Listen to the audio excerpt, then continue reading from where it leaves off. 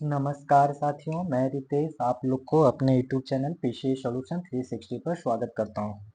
दोस्तों, आज हम लोग एडिटोरिया का 14वां दिन का मतलब प्रखर एमसीक्यू बैच का 14वां दिन है, जिसमें आज हम लोग स्थानीय स्वशासन यानी लोकल सेल्फ गवर्नमेंट करेंगे और कुछ मिसलेनियस भी देख लेंगे। इससे हम लोग 100 एमसीक्यू क्वेश्चन इस चैप्टर से इस टॉपिक से देखेंगे। तो आइए हम लोग चलिए क्वेश्चन को शुरू करते हैं, ज़्यादा देर नहीं करेंगे।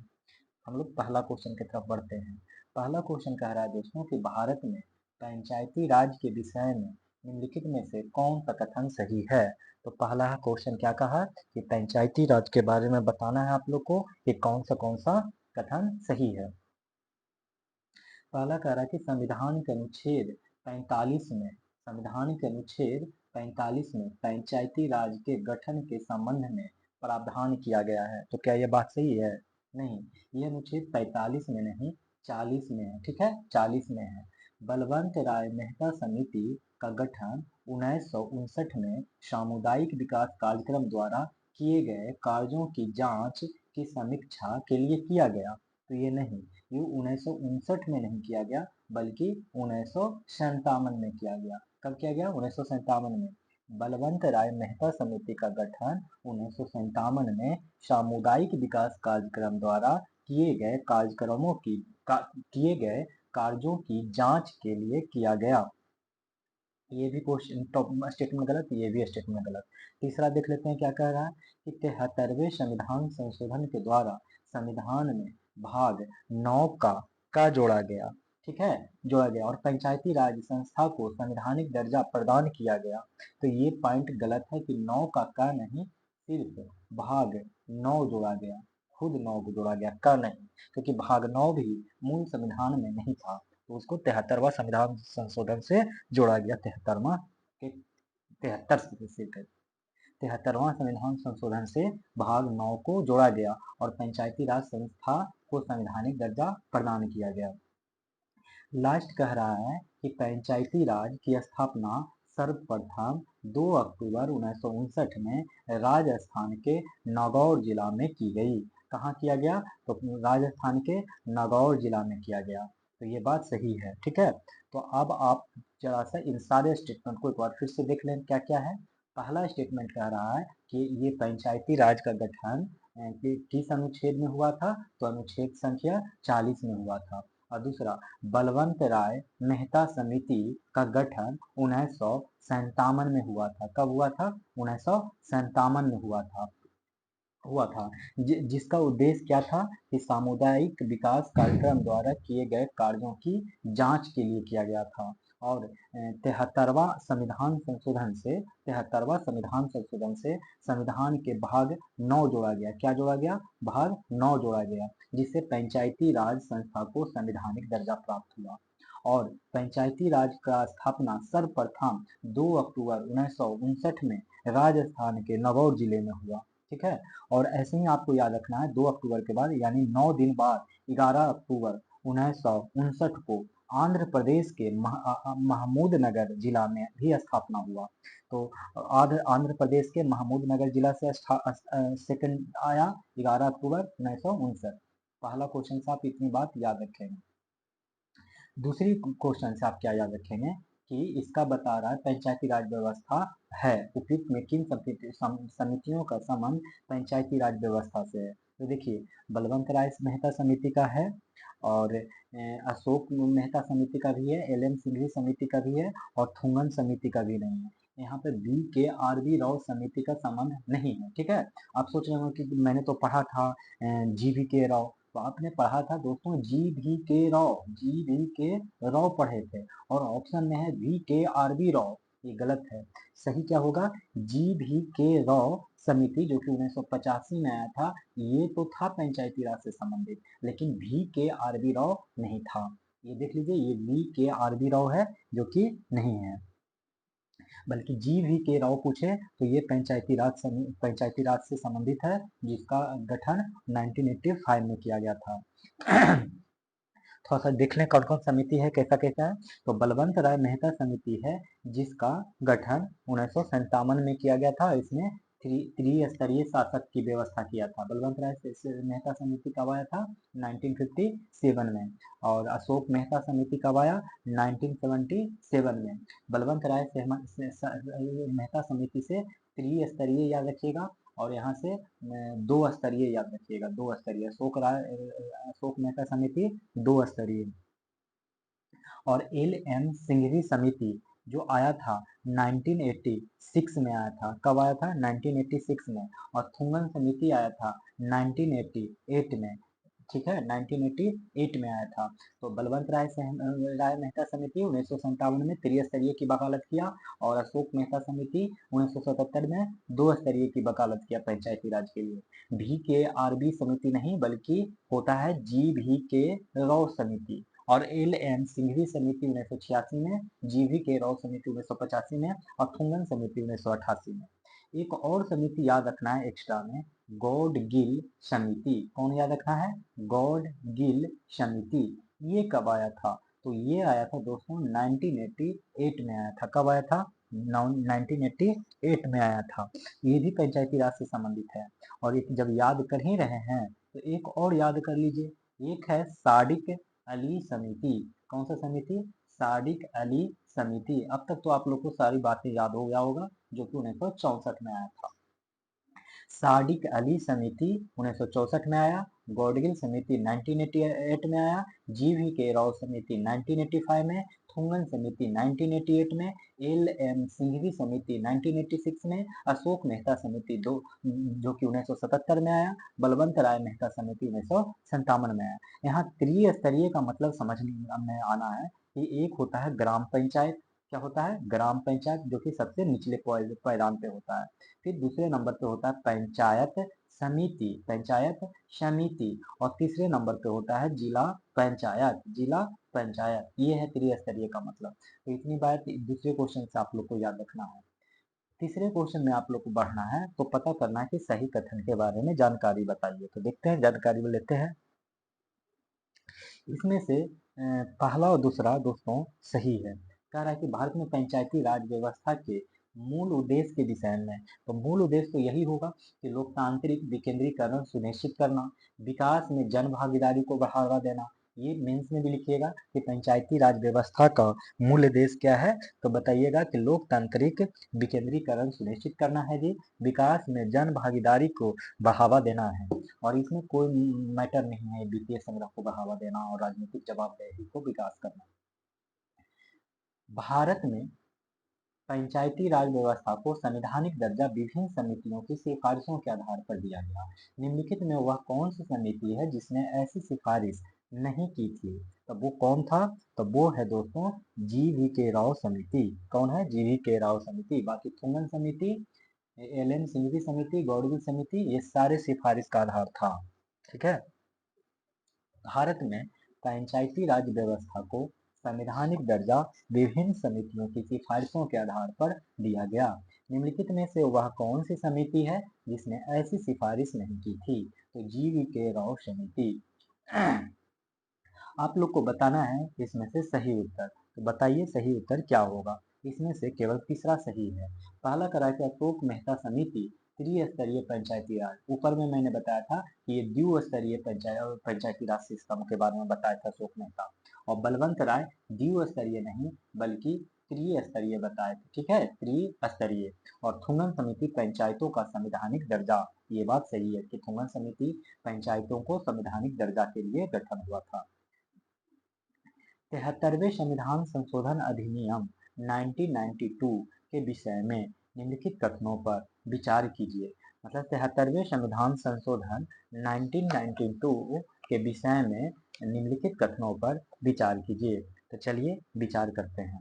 अब विचार करेंगे तो पता चलता है कि इसके द्वारा संविधान की 11वीं अनुसूची जोड़ी गई, जिस तथा इसमें 18 विषयों को शामिल किया गया। बस ये बात गलत है। 11वीं अनुसूची को जोड़ा गया 73वां संविधान संशोधन में 1992 में, लेकिन इसमें 18 विषय नहीं बल्कि 29 विषय रखा गया। कितना विषय रखा गया? 29 विषय। तो पहला तो गलत हो गया कि इसके द्वारा संविधान मतलब 73वां संविधान संशोधन 92 में क्या हुआ कि संविधान में 11वां अनुसूची जोड़ा गया, जिसमें 29 विषय को शामिल किया गया था, ना कि 18 विषय। अच्छा, आगे देखें। इसके द्वारा देश में मजबूत एवं जीवंत पंचायती राज संस्थाओं का बुनियादी रखी गई। तो ये भी बात सही है कि पंचायती राज संस्था का बुनियादी रखा गया। लास्ट पॉइंट, इसके द्वारा पंचायत के चुनावों को आदेशात्मक तथा लोकसभा एवं विधानसभा चुनावों के समकक्ष बनाया गया। तो ये भी बात सही है कि वो वही 73वां संविधान संशोधन है जिसके तहत पंचायत के चुनावों को आदेशात्मक तथा लोकसभा एवं विधानसभा चुनावों के समक्ष बनाया गया। हम लोग देखेंगे 7वां नंबर कि निम्नलिखित में से किसका संबंध ग्रास रूट डेमोक्रेसी से है। तो ग्रास रूट डेमोक्रेसी का संबंध पंचायती राज व्यवस्था से है। ठीक है, पंचायती राज व्यवस्था से। ग्राम सभा के विषय में कौन सा कथन सही है?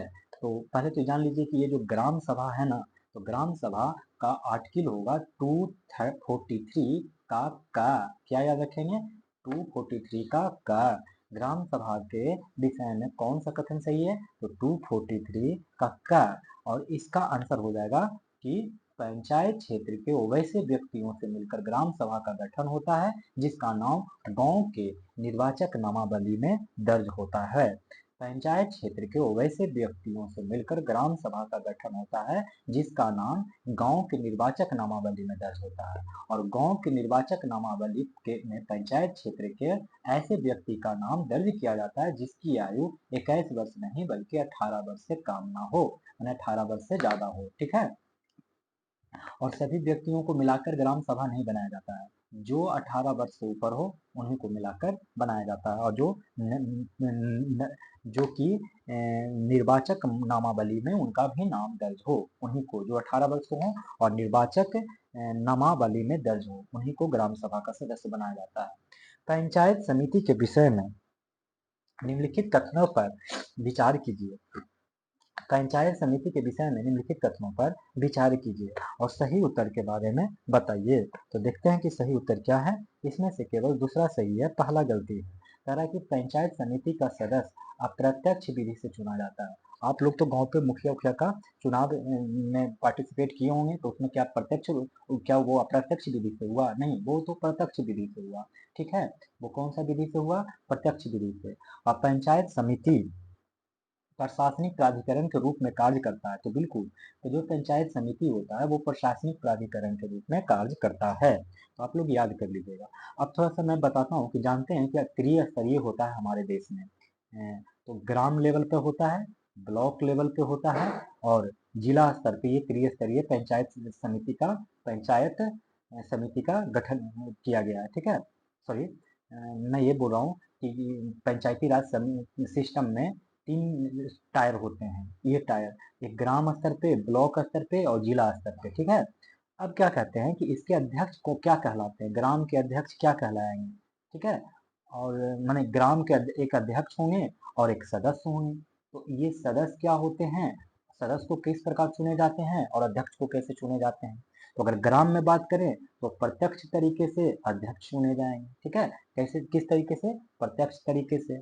और अगर हम ग्राम का सदस्य के बारे में बोले तो वो भी प्रत्यक्ष तरीके से ही उनके सदस्यों का भी चुनाव होगा। और ब्लॉक की बात करें तो वो अप्रत्यक्ष तरीके से उनका अध्यक्ष का चुनाव होगा। और अगर सदस्यों की बात करें तो प्रत्यक्ष तरीके से चुनाव होगा। और जिला पर बात करें तो वो भी अप्रत्यक्ष, उनके अध्यक्ष का चुनाव अप्रत्यक्ष तरीके से होगा और प्रत्यक्ष तरीके से उनके सदस्यों का चुनाव होगा। तो आप देख रहे होंगे कि ब्लॉक स्तर पे और जिला स्तर पे जो अध्यक्षों का चुनाव होता है वो अप्रत्यक्ष तरीके से होता है। बाकी लोगों का, चाहे वो ग्राम का अध्यक्ष हो, चाहे ग्राम, ब्लॉक, जिला का सदस्य हो, उन सब का चुनाव प्रत्यक्ष तरीके से ही होता है।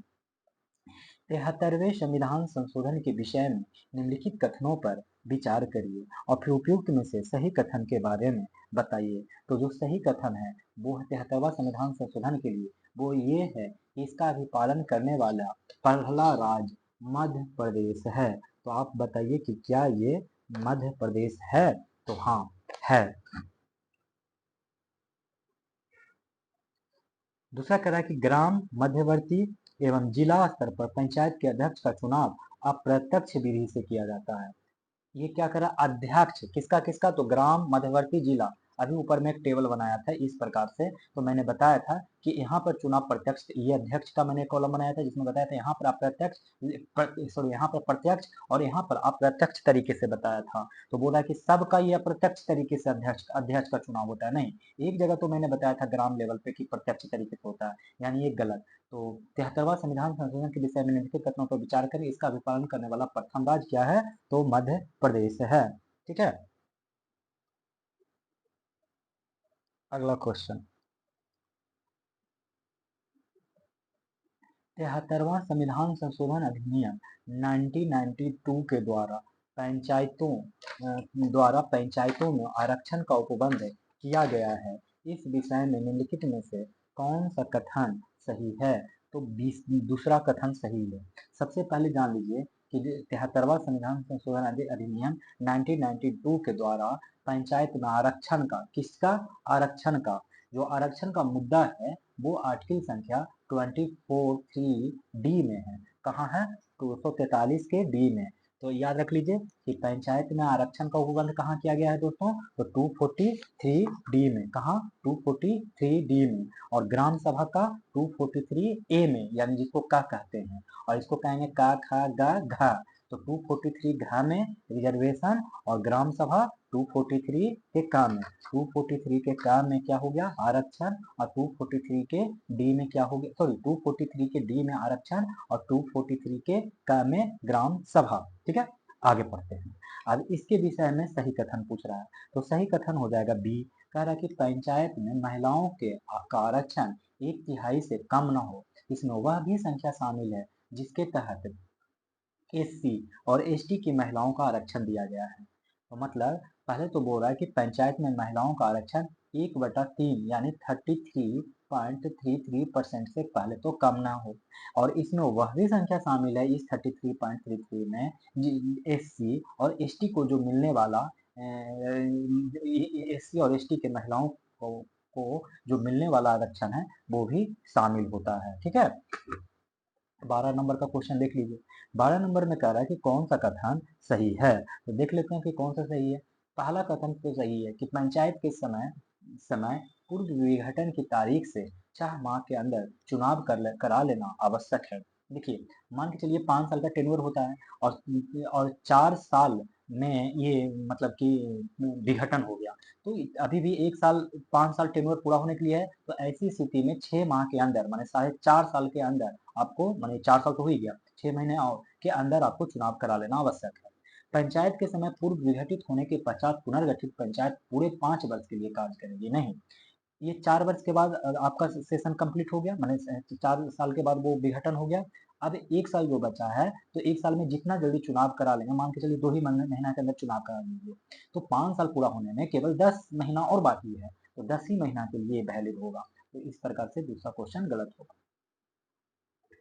नीचे दिए गए कूट का प्रयोग कर सही उत्तर का चयन कीजिए, तो सही उत्तर का चयन करिएगा तो इसका ऑप्शन क्या हो जाएंगे, तो इसके आंसर ऑप्शन बी हो जाएंगे। क्यों, क्योंकि देखिए किसी व्यक्ति के लिए पंचायत का सदस्य बनने के लिए न्यूनतम आयु 25 नहीं बल्कि 21 वर्ष होना चाहिए। किसी व्यक्ति के लिए पंचायत का सदस्य बनने के लिए न्यूनतम आयु 21 वर्ष होना चाहिए, और पंचायतों के निर्वाचन संबंधी मामलों की वैधता को भारत के किसी न्यायालय में प्रश्न गत नहीं किया जा सकता है। तो ये बात बिल्कुल ही क्या है, सही है कि पंचायतों के निर्वाचन संबंधी मामलों की वैधता को भारत के किसी न्यायालय में प्रश्नगत नहीं किया जा सकता है। ठीक है, अगला प्रश्न कि निम्नलिखित कथनों पर विचार करें और उपयुक्त कथन में से कौन से सही हैं, इसके बारे में जानकारी दीजिए। तो इसमें से दोनों ही कथन क्या हैं, सही हैं। पहला देखिए, भारत में पंचायतों का चुनाव राज्य निर्वाचन आयोग के द्वारा कराया जाता है, तो क्या ये बात सही है, तो हाँ जी ये बात सही है। कितने आर्टिकल से करवाया जाता है, तो 243 के में। ग्राम सभा कितना में था जी, तो ग्राम सभा 243 के का में था। रिजर्वेशन कितना में था जी, तो 243 के डी में। और अभी अभी मैं आपको याद करवा दिया कि भारत में पंचायतों का चुनाव राज्य निर्वाचन आयोग के द्वारा कराया जाता है, माने पंचायत का चुनाव किस आर्टिकल के तहत, 243 के तहत।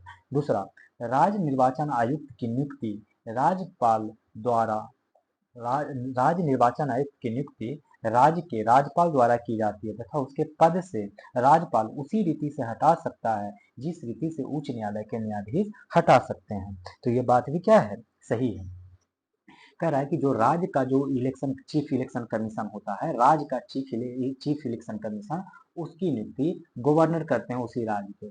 और अगर इनको हटाना है तो उसी तरीके से हटा सकते हैं जैसे हाई कोर्ट के न्यायाधीश को हटाया जाता है, उसी तरीके से चीफ इलेक्शन कमीशन को जो कि राज्य में होता है उसी के अनुसार हटाएंगे। निम्नलिखित में से किस राज्य में पंचायती राज संस्था लागू नहीं है, तो वो राज्य है नागालैंड। निम्नलिखित में से किस राज्य में पंचायती राज संस्था लागू नहीं है, तो नागालैंड। तो आप और याद रख लीजिए, एक तो खुद हो गया, एक ट्रिक याद रख लीजिए, नमामि, आपने नमामि गंगे का नाम सुना होगा, तो नमामि याद रख लीजिए, या नमामि। नमामि का ना का मतलब हो गया नागालैंड, नागालैंड। मा का मतलब हो गया मिजोरम, ठीक है, मिजोरम, इसका मतलब मिजोरम याद रख लीजिए। और मी का मतलब याद रख लीजिए मणिपुर, सॉरी, ना मामी ना, ये माँ का मतलब याद रख लीजिए मणिपुर। क्या याद रख लीजिएगा, मणिपुर, थोड़ा सा याद करना आसान हो जाएगा, मणिपुर। तो ऐसे भी नागमणि भी याद रख सकते हैं कि नागालैंड है तो नागमणि। और मी का मतलब हो गया मिजोरम, ठीक है, क्या हो जाएगा, मिजोरम। और एक यूनियन टेरिटरी है जिसका नाम है दिल्ली, यहाँ पे पंचायती राज संस्था लागू नहीं है। तो आपको पंचायती राज संस्था कहाँ कहाँ लागू नहीं है दोस्तों, तो नामामी, ना का मतलब नागालैंड, और ना का मतलब मणिपुर, और मी का मतलब मिजोरम। तो इतने जगह पे 3 राज्य और एक यूनियन टेरिटरी दिल्ली में पंचायती राज व्यवस्था लागू नहीं है। अगला क्वेश्चन देखेंगे 16 नंबर। 16 नंबर में कह रहा है कि 73वां संविधान संशोधन अधिनियम 1992 है, आप उस पर विचार करके सही कथन बता दीजिए। तो इसमें जो सही कथन है सही है, ठीक है। अब देखिए, मैंने पिछले में बताया था कि सबका अध्यक्ष क्या कहलाता है, मैंने ग्राम पंचायत का अध्यक्ष कौन कहलाएगा, मुखिया कहलाएगा। कौन कहलाएगा, मुखिया। और जिला स्तर पे डीएम, जिला स्तर पे कौन, डीए। और पंचायत समिति का कौन हेड होता है, तो प्रमुख होता है। मैंने पंचायत समिति पर जाइएगा तो उसका हेड की बात करिएगा तो वो प्रमुख कहलाते हैं। और जिला पंचायत में जाइएगा, जिला पंचायत में, तो डीएम कहलाते हैं। और ग्राम पंचायत का हेड जानना चाहिएगा तो वो मुखिया कहलाएंगे। क्या कहलाएंगे, कौन कहलाएंगे, मुखिया कहलाएंगे, ठीक है। हम लोग देखेंगे क्वेश्चन नंबर 17। पंचायती राज संस्था के विषय में क्षेत्र के संदर्भ में विचार कीजिए। तो जैसी विचार कीजिएगा और उसके बाद आप लोग को सही उत्तर का चयन करने कह रहा है। तो चलिए सही करते हैं। देखिए, ये जो विषय क्षेत्र है ना, ये 11वीं अनुसूची में डाला गया है। कहाँ डाला गया है, 11वीं अनुसूची में। और इसके तहत ना 29 विषय डाले गए हैं। कितने विषय डाले गए हैं, 29 विषय। और इसी के बारे में बोल रहा है जिसमें से ये आप लोगों को 3 तक, यही वो है पंचायती राज संस्था के बारे में 3 वो। और ये जो अग्नि सेवाएं देख रहे हैं, ये नगर पालिका के अंतर्गत आती है। किसके अंतर्गत आती है, नगर पालिका के अंतर्गत आती है। क्योंकि जब गांव में आग उग लग जाता है तो वहां से कोई फायर ब्रिगेड वाले नहीं जाते हैं, बल्कि वहीं के आसपास के लोग इकट्ठा होकर तालाब से पानी खींच खींच के वो यूज कर लेते हैं। बाकी सामाजिक वानिकी पंचायती राज व्यवस्था, पंचायती राज संस्था का एक विषय हुआ। दूसरा विषय हो गया प्राथमिक एवं माध्यमिक शिक्षा हो गया। दूसरा हो गया खादी, ग्राम एवं कुटीर उद्योग हो गया, ठीक है। इसके अलावा और भी हैं, 3 मैंने बता दिया, बाकी 26 और भी हो सकते हैं। तो आगे आने वाले क्वेश्चंस में हम लोग देख ही लेंगे, ठीक है। तो अभी इस क्वेश्चन से क्या क्या बातें याद रखना है थोड़ा सा वो समझिए। चलिए देखिए, कह रहा कि पंचायती राज संस्था का जो विषय है, पहले तो ये 11वीं अनुसूची में ये याद रख लीजिए। और 29 विषय है पंचायती राज संस्था में, ये याद रख लीजिए। उस 29 विषय के लिस्ट में से 3 को अभी याद करवा देता हूँ, सामाजिक वानिकी, और प्राथमिक एवं माध्यमिक शिक्षा, और खादी ग्राम एवं कुटीर उद्योग। अग्निशमन सेवाएं पूछे तो बताइएगा नगर पालिका के अंतर्गत आते हैं। और नगर पालिका के बारे में बोला जाए तो ये तो भाग 9 के काम में होता है। कहाँ होता है, भाग 9 के काम में होता है। और इसकी अनुसूची कितना नंबर का है, 12वीं अनुसूची का है ये। और 12वीं अनुसूची में नगर पालिका डाला गया है। और कितना विषय है इसमें, 18 विषय है। और उस 18 विषय में से एक विषय अग्निशमन सेवाएं हैं। और इसको 74वां संविधान संशोधन, कितना, 73वां था पंचायती राज, तो 74वां हो गया नगर पालिका से संबंधित 1993 में। तो आप लोग इतनी पॉइंट इस क्वेश्चन से याद रखेंगे। हम लोग देखेंगे क्वेश्चन नंबर 18। कह रहा है 74वां, अभी आ गया ना 74वां संविधान संशोधन, अभी अभी मैंने बताया था कब हुआ था 74वां संविधान संशोधन, बताइए 1993 में हुआ था। ठीक है, ठीक है। इसके द्वारा कहता है कि संविधान का भाग 9 का क जोड़ा गया। क्या जोड़ा गया? 9 का क, जिसमें क्या होगा? नगर पालिका, जिसमें नगर पालिका के संबंध में उपबंध है। तो बताइए कि कौन सा शामिल इसमें से नहीं है, और सही उत्तर का चयन करिए। तो देखिए, जिला पंचायत होगा क्या? ये तो मैंने ग्राम के स्तर पे बताया था। नगर पंचायत होगा तो होगा, नगर निगम होगा तो होगा, नगर पालिका परिषद होगा तो होगा, इसमें भी नगर पालिका परिषद होगा। अच्छा, ये नगर पालिका परिषद क्या होता है? तो ये छोटे छोटे शहर जो होते हैं ना, वही नगर पालिका कहलाते हैं। और नगर निगम होता है बड़े शहर, या जिसको महानगर कहते हैं। क्या कहेंगे? महानगर। और नगर पंचायत वो होते हैं जो ग्रामीण से शहर की तरफ बढ़ रहे हैं, जो ग्रामीण से शहर की तरफ बढ़ रहे हैं। और नगर पालिका परिषद जो समझिए छोटे छोटे टाउन होते हैं। जैसे अगर बिहार में बात करें, बिहार राज्य में, तो बिहार शरीफ ये छोटे हैं, तो यहाँ पर क्या कहलाएंगे? नगर पालिका परिषद। और आपके जो गांव के आसपास जो बदल रहे हैं शहर में, तो नगर पंचायत होंगे। फिर नगर निगम बड़े बड़े शहरों को कहा जाता है। तो ये पॉइंट सही हो गया, आप लोग को याद हो गया। 74वां संविधान संशोधन अधिनियम 1993 नगर पालिकाओं के लिए वार्ड समिति का प्रावधान करता है। एक वार्ड समिति के गठन के लिए कम से कम कितनी जनसंख्या का होना आवश्यक है? तब वो होता है 3 लाख। 74वां संविधान संशोधन अधिनियम 1993 नगर पालिकाओं के लिए वार्ड समिति का प्रावधान करता है। एक वार्ड समिति का गठन का के लिए कम से कम कितनी जनसंख्या का होना आवश्यक है? तो 3 लाख। निम्नलिखित में से नगर पालिका का सदस्य माना जा सकता है। निम्नलिखित में से नगर पालिका का सदस्य माना जा सकता है। किनको माना जा सकता है? तो वो माना जा सकता है तीनों को। किनको? तीनों को। ठीक है, पहला कह रहा है कि ऐसे व्यक्ति जिसे नगर पालिका के प्रशासन का विशेष ज्ञान अथवा अनुभव हो। तो ये बात सही है। शर्त है कि मतदान नहीं कर सकते। मतलब बताता हूँ क्या है। कह रहा है कि नगर पालिका का सदस्य किसे माना जा सकता है? कि ऐसे व्यक्ति जिसे नगर पालिका का प्रशासन का विशेष ज्ञान अथवा अनुभव हो। मतलब शर्त सिर्फ इतना होना चाहिए कि मतदान नहीं कर सकते हैं। दूसरा, निर्वाचन क्षेत्र के प्रतिनिधित्व करने वाले लोकसभा या राज्य विधानसभा के सदस्य जिसमें नगर पालिका का पूर्ण या अंशतः क्षेत्र आता है। ठीक है, करें निर्वाचन क्षेत्र का प्रतिनिधित्व करने वाले लोकसभा या राज्य विधानसभा के सदस्य जिसमें नगरपालिका का पूर्ण या अंशतः क्षेत्र आता है। और तीसरा, राज्यसभा और विधान परिषद के सदस्य जो नगरपालिका क्षेत्र में मतदाता के रूप में पंजीकृत है।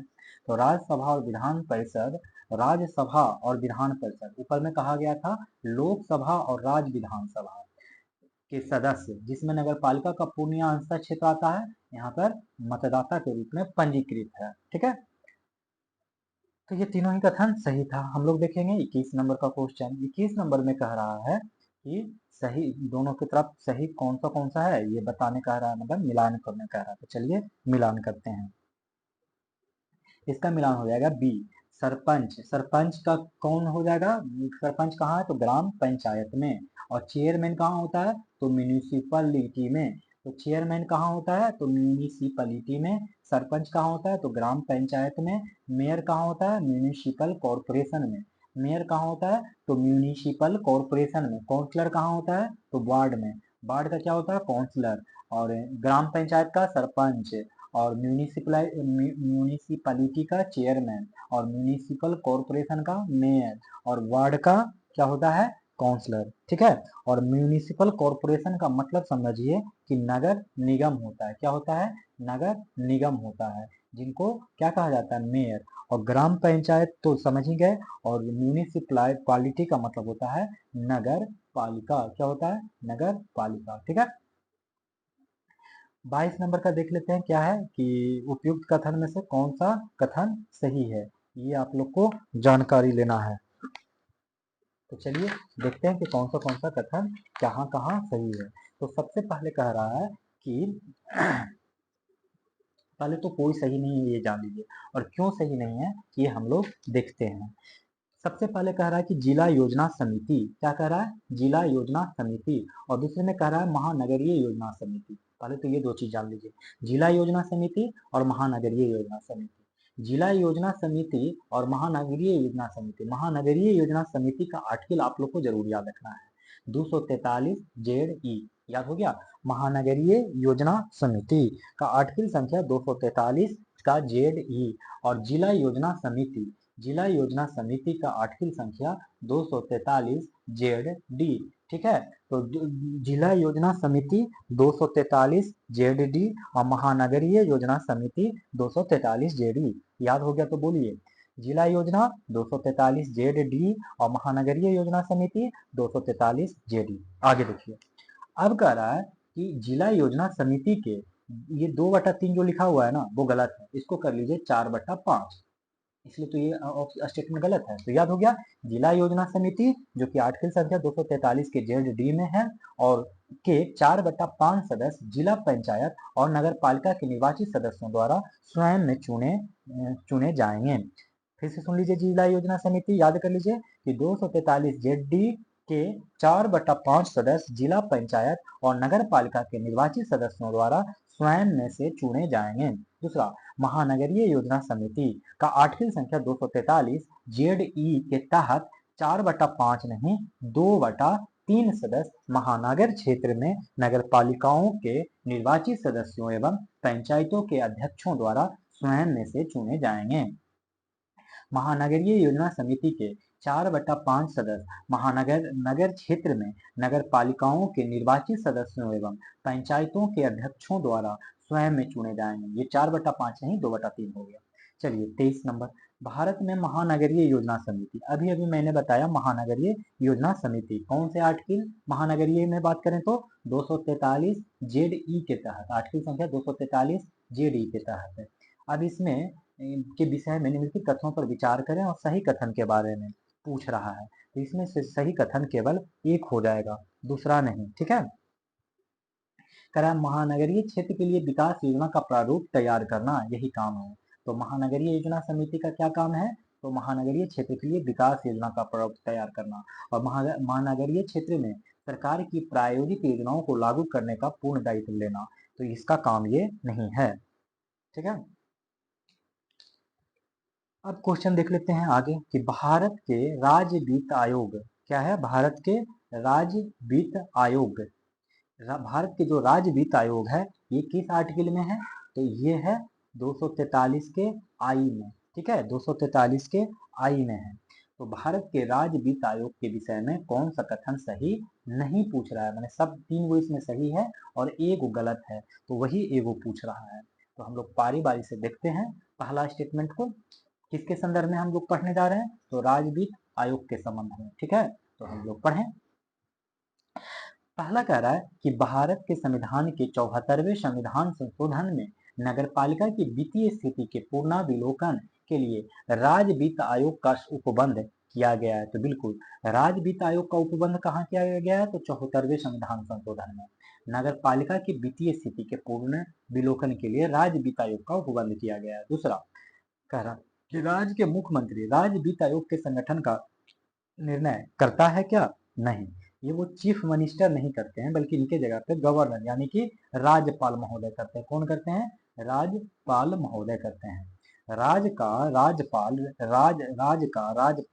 राज्य वित्त आयोग के संगठन का निर्णय करता है। तो 2 पॉइंट याद हो गया राज्य के वित्त आयोग से, सबसे पहला कि वो आर्टिकल संख्या 243 आई में है और उसका गठन माने राज्य वित्त आयोग का गठन राज्य के राज्यपाल करते हैं और संविधान के 74वां संशोधन में नगर पालिका की वित्तीय स्थिति के पूर्णावलोकन के लिए राज्य वित्त आयोग का उपबंध किया गया है। तीसरा भी देख लीजिए, यही ऑप्शन होगा, यही सही है, लेकिन हम लोग आगे बढ़ते हैं कि राज्य वित्त आयोग से अपेक्षित है कि वह राज्य के भीतर एवं नगर पालिकाओं के बीच संसाधनों के बंटवारे की सिफारिश करे।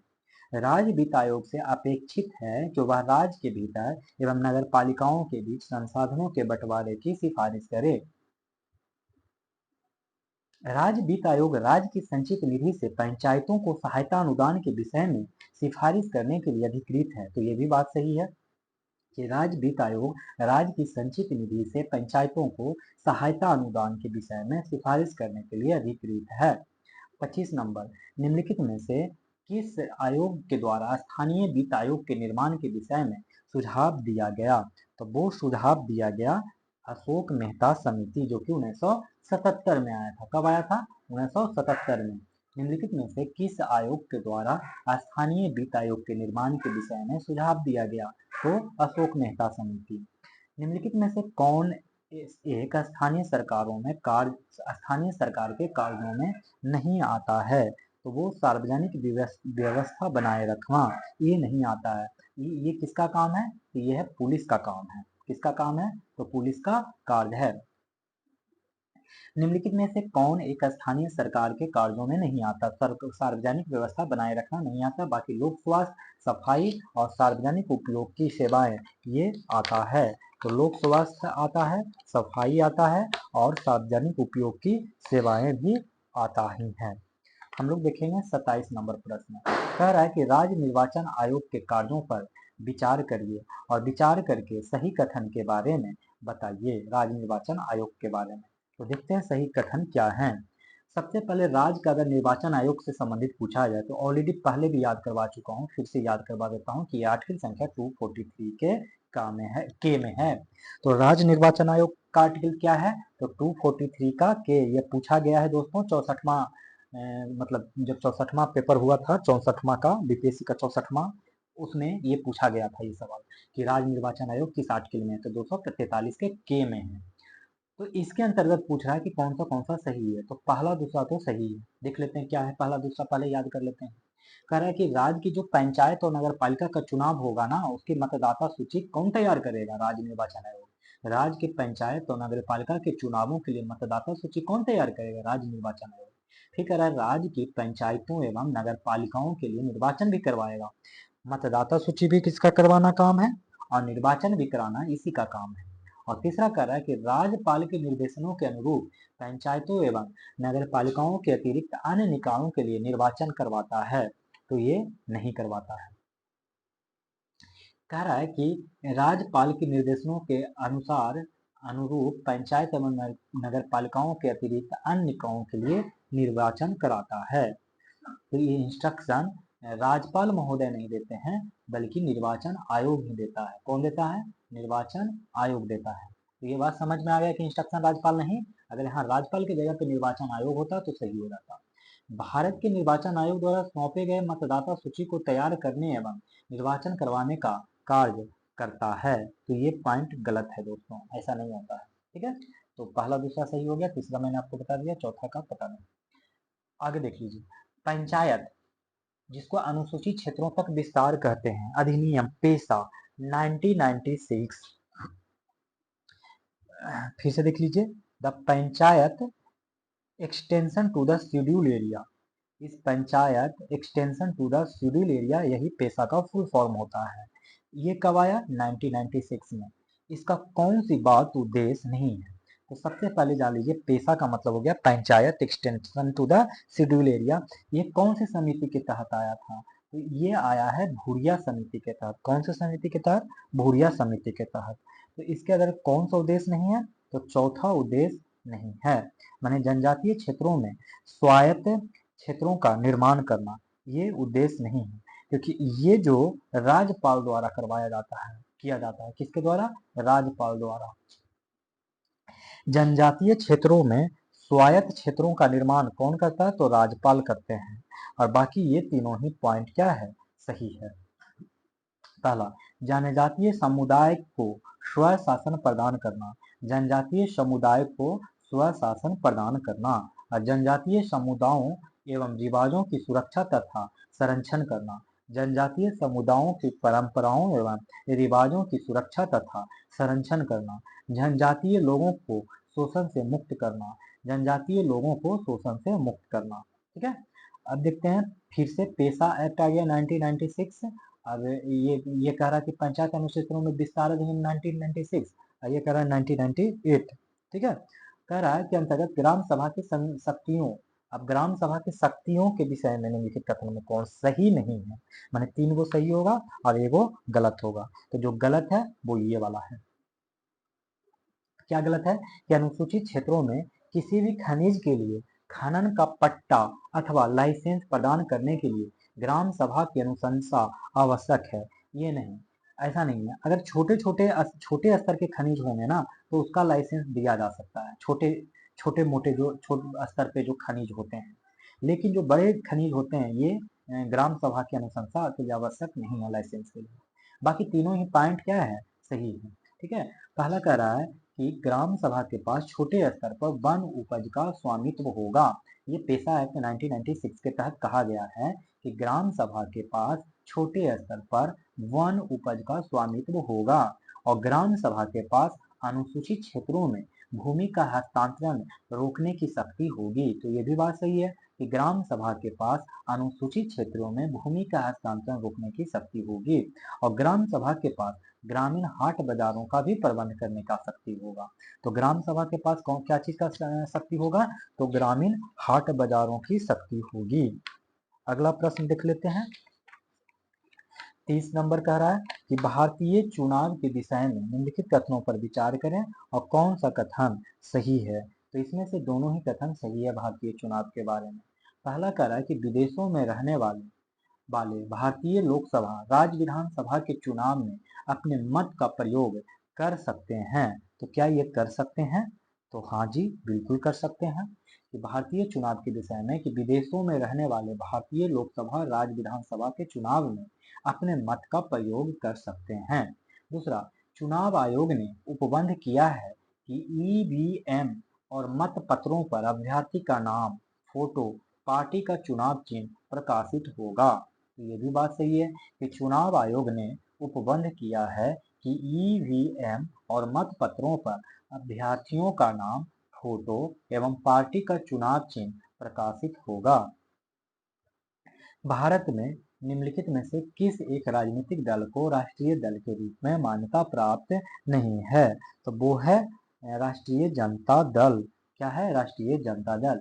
भारत में निम्नलिखित में से किस एक राजनीतिक दल को राष्ट्रीय दल के रूप में मान्यता प्राप्त नहीं है, तो आरजेडी, राष्ट्रीय जनता दल। ठीक है, ये वाला बोर्ड आरजेडी नहीं है जो आप समझ रहे हैं, ये पूरा और राष्ट्रीय जनता दल है। यहाँ पे कह रहा है कि राष्ट्रवादी कांग्रेस पार्टी, अब तक जान लीजिए कि टोटल कितने राष्ट्रीय दल हैं हमारे देश में, अभी 6 राष्ट्रीय दल हैं। एक हो गया नेशनल राष्ट्रवादी कांग्रेस पार्टी जिसको आईएनसी कहते हैं, और आईएनसी को इस बार के लोकसभा चुनाव में 99 सीट हासिल किया है। और एक हो गया खुद बीजेपी जिसको इस बार के लोकसभा चुनाव में 240 सीट आया है। एक हो गया बहुजन समाज पार्टी बीएसपी जो जिसने एक भी सीट प्राप्त नहीं किया है। और अगला है सीपीआईएम, है ना, सीपीआईएम मतलब भारतीय कम्युनिस्ट पार्टी मार्क्सवादी वाला।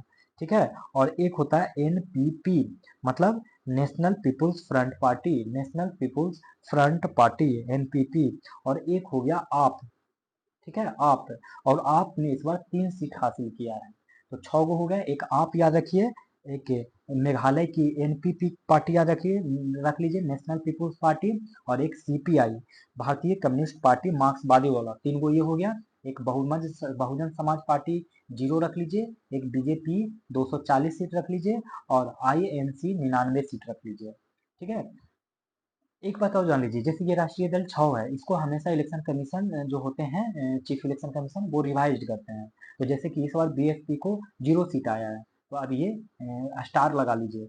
अब थोड़ा सा एग्जाम में जब क्वेश्चन आएगा और थोड़ा डेटा को देखते रहिएगा, एग्जाम से पहले ये चेक कर लीजिएगा कि क्या ये बीएसपी को हटा दिया गया है क्या राष्ट्रीय दल से। अगर हटा दिया जाएगा तो अब रह जाएंगे 5 ही सीट, 5 ही वो राष्ट्रीय दल। हो सकता है किसी और को ऐड किया जाए, जैसे कि जेडीयू को ऐड कर लिया जाए, मान के चलते हैं, तो फिर से 6 हो जाएगा। ये देखने वाली बात होगा, तो हम लोग देख लेंगे जब कोई करंट अफेयर्स में। इसलिए ऐसे क्वेश्चन को करंट अफेयर में जरूर पकड़ के रखिएगा, इससे क्वेश्चन पूछे जाते हैं। निम्नलिखित में से संविधान के किस भाग में सहकारी समितियों के विषय में उपबंध किए गए हैं, तो वो उपबंध किए गए हैं सभी। इसमें 1 2 3 हो जाएगा। मतलब कहने का मतलब ये हुआ कि सहकारी समितियों के विषय में कहाँ कहाँ उपबंध किए गए हैं, तो संविधान के भाग 3 में, भाग 4 में और भाग 9 के ख में उपबंध किया गया है। तो देखते हैं, ये जो भाग 3 है और भाग 4 है और भाग 9 है, भाग 3 भाग 4 भाग 9 का ख, इन सब में 97 कब हुआ था amendment, 97 constitutional amendment act 2011, 97 number का कॉन्स्टिट्यूशनल अमेंडमेंट हुआ है 2011 में।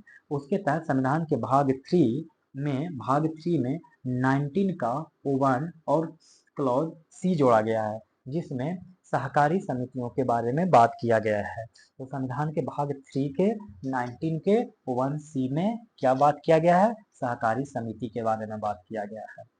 और भाग 4 के 43 आर्टिकल के खा में बात किया गया है सहकारी समिति के बारे में। संविधान के भाग 4 में कहाँ पर बात किया गया है? तो 43 आर्टिकल खा में बात किया गया है। और 9 के खा में यहाँ पे सहकारी समिति की बात किया गया है। तो आप इतनी बात याद रखिएगा। भारत के मूल संविधान में हिंदी भाषा में प्राधिकृत पाठ के विषय में कोई उपबंध नहीं किया गया था, किंतु संविधान के अनुच्छेद 394 का में इसका उपबंध किया गया है कि संविधान संशोधन अधिनियम के द्वारा हिंदी भाषा में प्राधिकृत पाठ को जोड़ा गया। तब वो जोड़ा गया 98 संविधान संशोधन अधिनियम 1987 के द्वारा। फिर से क्वेश्चन को सुनिए और समझने का प्रयास करिए कि भारत के मूल संविधान में हिंदी भाषा में प्राधिकृत पाठ के विषय में कोई उपबंध नहीं किया गया था, किंतु संविधान के अनुच्छेद 394 का में इसका उपबंध किया गया है कि संविधान संशोधन अधिनियम के द्वारा हिंदी भाषा में प्राधिकृत पाठ को जोड़ा गया। तो वो जोड़ा गया 98 माने 58 संविधान संशोधन 1987 के द्वारा। अखिल भारतीय सेवाओं का जनक माना जाता है, तो वो माना जाता है सरदार वल्लभ भाई पटेल। इनको लौह पुरुष के नाम से भी जाना जाता है और स्टील फ्रेम ऑफ इंडिया माने सिविल सेवकों को कहा है। इन्होंने सरदार वल्लभ भाई पटेल ने सिविल सेवक जितने होते हैं उन लोग को स्टील फ्रेम ऑफ इंडिया कहा है, स्टील फ्रेम ऑफ इंडिया कहा है। ठीक है, तो अखिल भारतीय सेवाओं का जनक किन्हें माना जाता है? सरदार वल्लभ भाई पटेल को, जिन्होंने सिविल सेवकों को स्टील फ्रेम ऑफ इंडिया कहा है। भारतीय संविधान की 21 अनुसूची में असम, मेघालय, त्रिपुरा और मिजोरम जैसे राज्यों के जनजातीय क्षेत्रों के प्रशासन के विषय में उपबंध किया गया है। तब वो किया गया है चौथी अनुसूची में। कहाँ किया गया है? चौथी अनुसूची में। सॉरी, ये चौथी अनुसूची में नहीं बल्कि छठी अनुसूची में होगा, सॉरी। भारतीय संविधान की 21 अनुसूची में असम, मेघालय, त्रिपुरा, मिजोरम जैसे राज्यों के जनजातीय क्षेत्रों को प्रशासन के विषय में उपबंध किया गया है। तो छठी अनुसूची में इसको कैसे याद रखेंगे? देखिए, असम ए से हो गया, मेघालय एम से, त्रिपुरा टी से और मिजोरम एम से। तो इसको कैसे भी करके याद रख लीजिए। कैसे याद रखेंगे? मातम याद रख लीजिए, मातम। ठीक है, ये हो गया ना, मातम हो गया। ऐसे याद कर सकते हैं, कैसे याद करेंगे? मातम याद कर लीजिए। तो एम का मतलब क्या हो गया? एक दो एम है, एक का मतलब मेघालय, एक का मतलब जोड़ लगाना। माने मेघ कैसे पड़ता है? जोड़ लगाने से, ऐसे समझ लीजिए। एक तरफ मेघ हुआ और मेघ लास्ट में जोड़ लगाया गया। और ए का मतलब असम और टी का मतलब त्रिपुरा। और ये इसकी जनजातियों और इसके जनजातीय क्षेत्रों को प्रशासन कहाँ पे डिस्कस किया गया है? तो छठी अनुसूची में। अगला, अब शायद याद हो गया होगा, इतना आदमी इसलिए बोला जा जाता है किसी क्वेश्चन पे ताकि उसे याद दिमाग में सेट हो जाए। जनजातीय सलाहकार समिति के विषय में निम्नलिखित में से कौन सा कथन सही नहीं है? तो देखते हैं कि कौन सा कथन सही नहीं है। पहला कथन सही नहीं है, बाकी दूसरा, तीसरा, चौथा ये सही है। कह रहा है कि संविधान के छठी अनुसूची में इसका उपबंध दिया गया है। तो ये दोस्तों छठी अनुसूची नहीं है बल्कि पांचवी अनुसूची है। कहाँ है? पांचवी अनुसूची। जनजातीय सलाहकार परिषद के विषय में निम्नलिखित में से कौन सा सही नहीं है? तो इसमें छठी अनुसूची में नहीं बल्कि पांचवी अनुसूची में शामिल है जनजातीय सलाहकार परिषद। दूसरा, इस परिषद के 3/4 सदस्य उस राज्य के विधानसभा में अनुसूचित जनजातियों के प्रतिनिधि होंगे।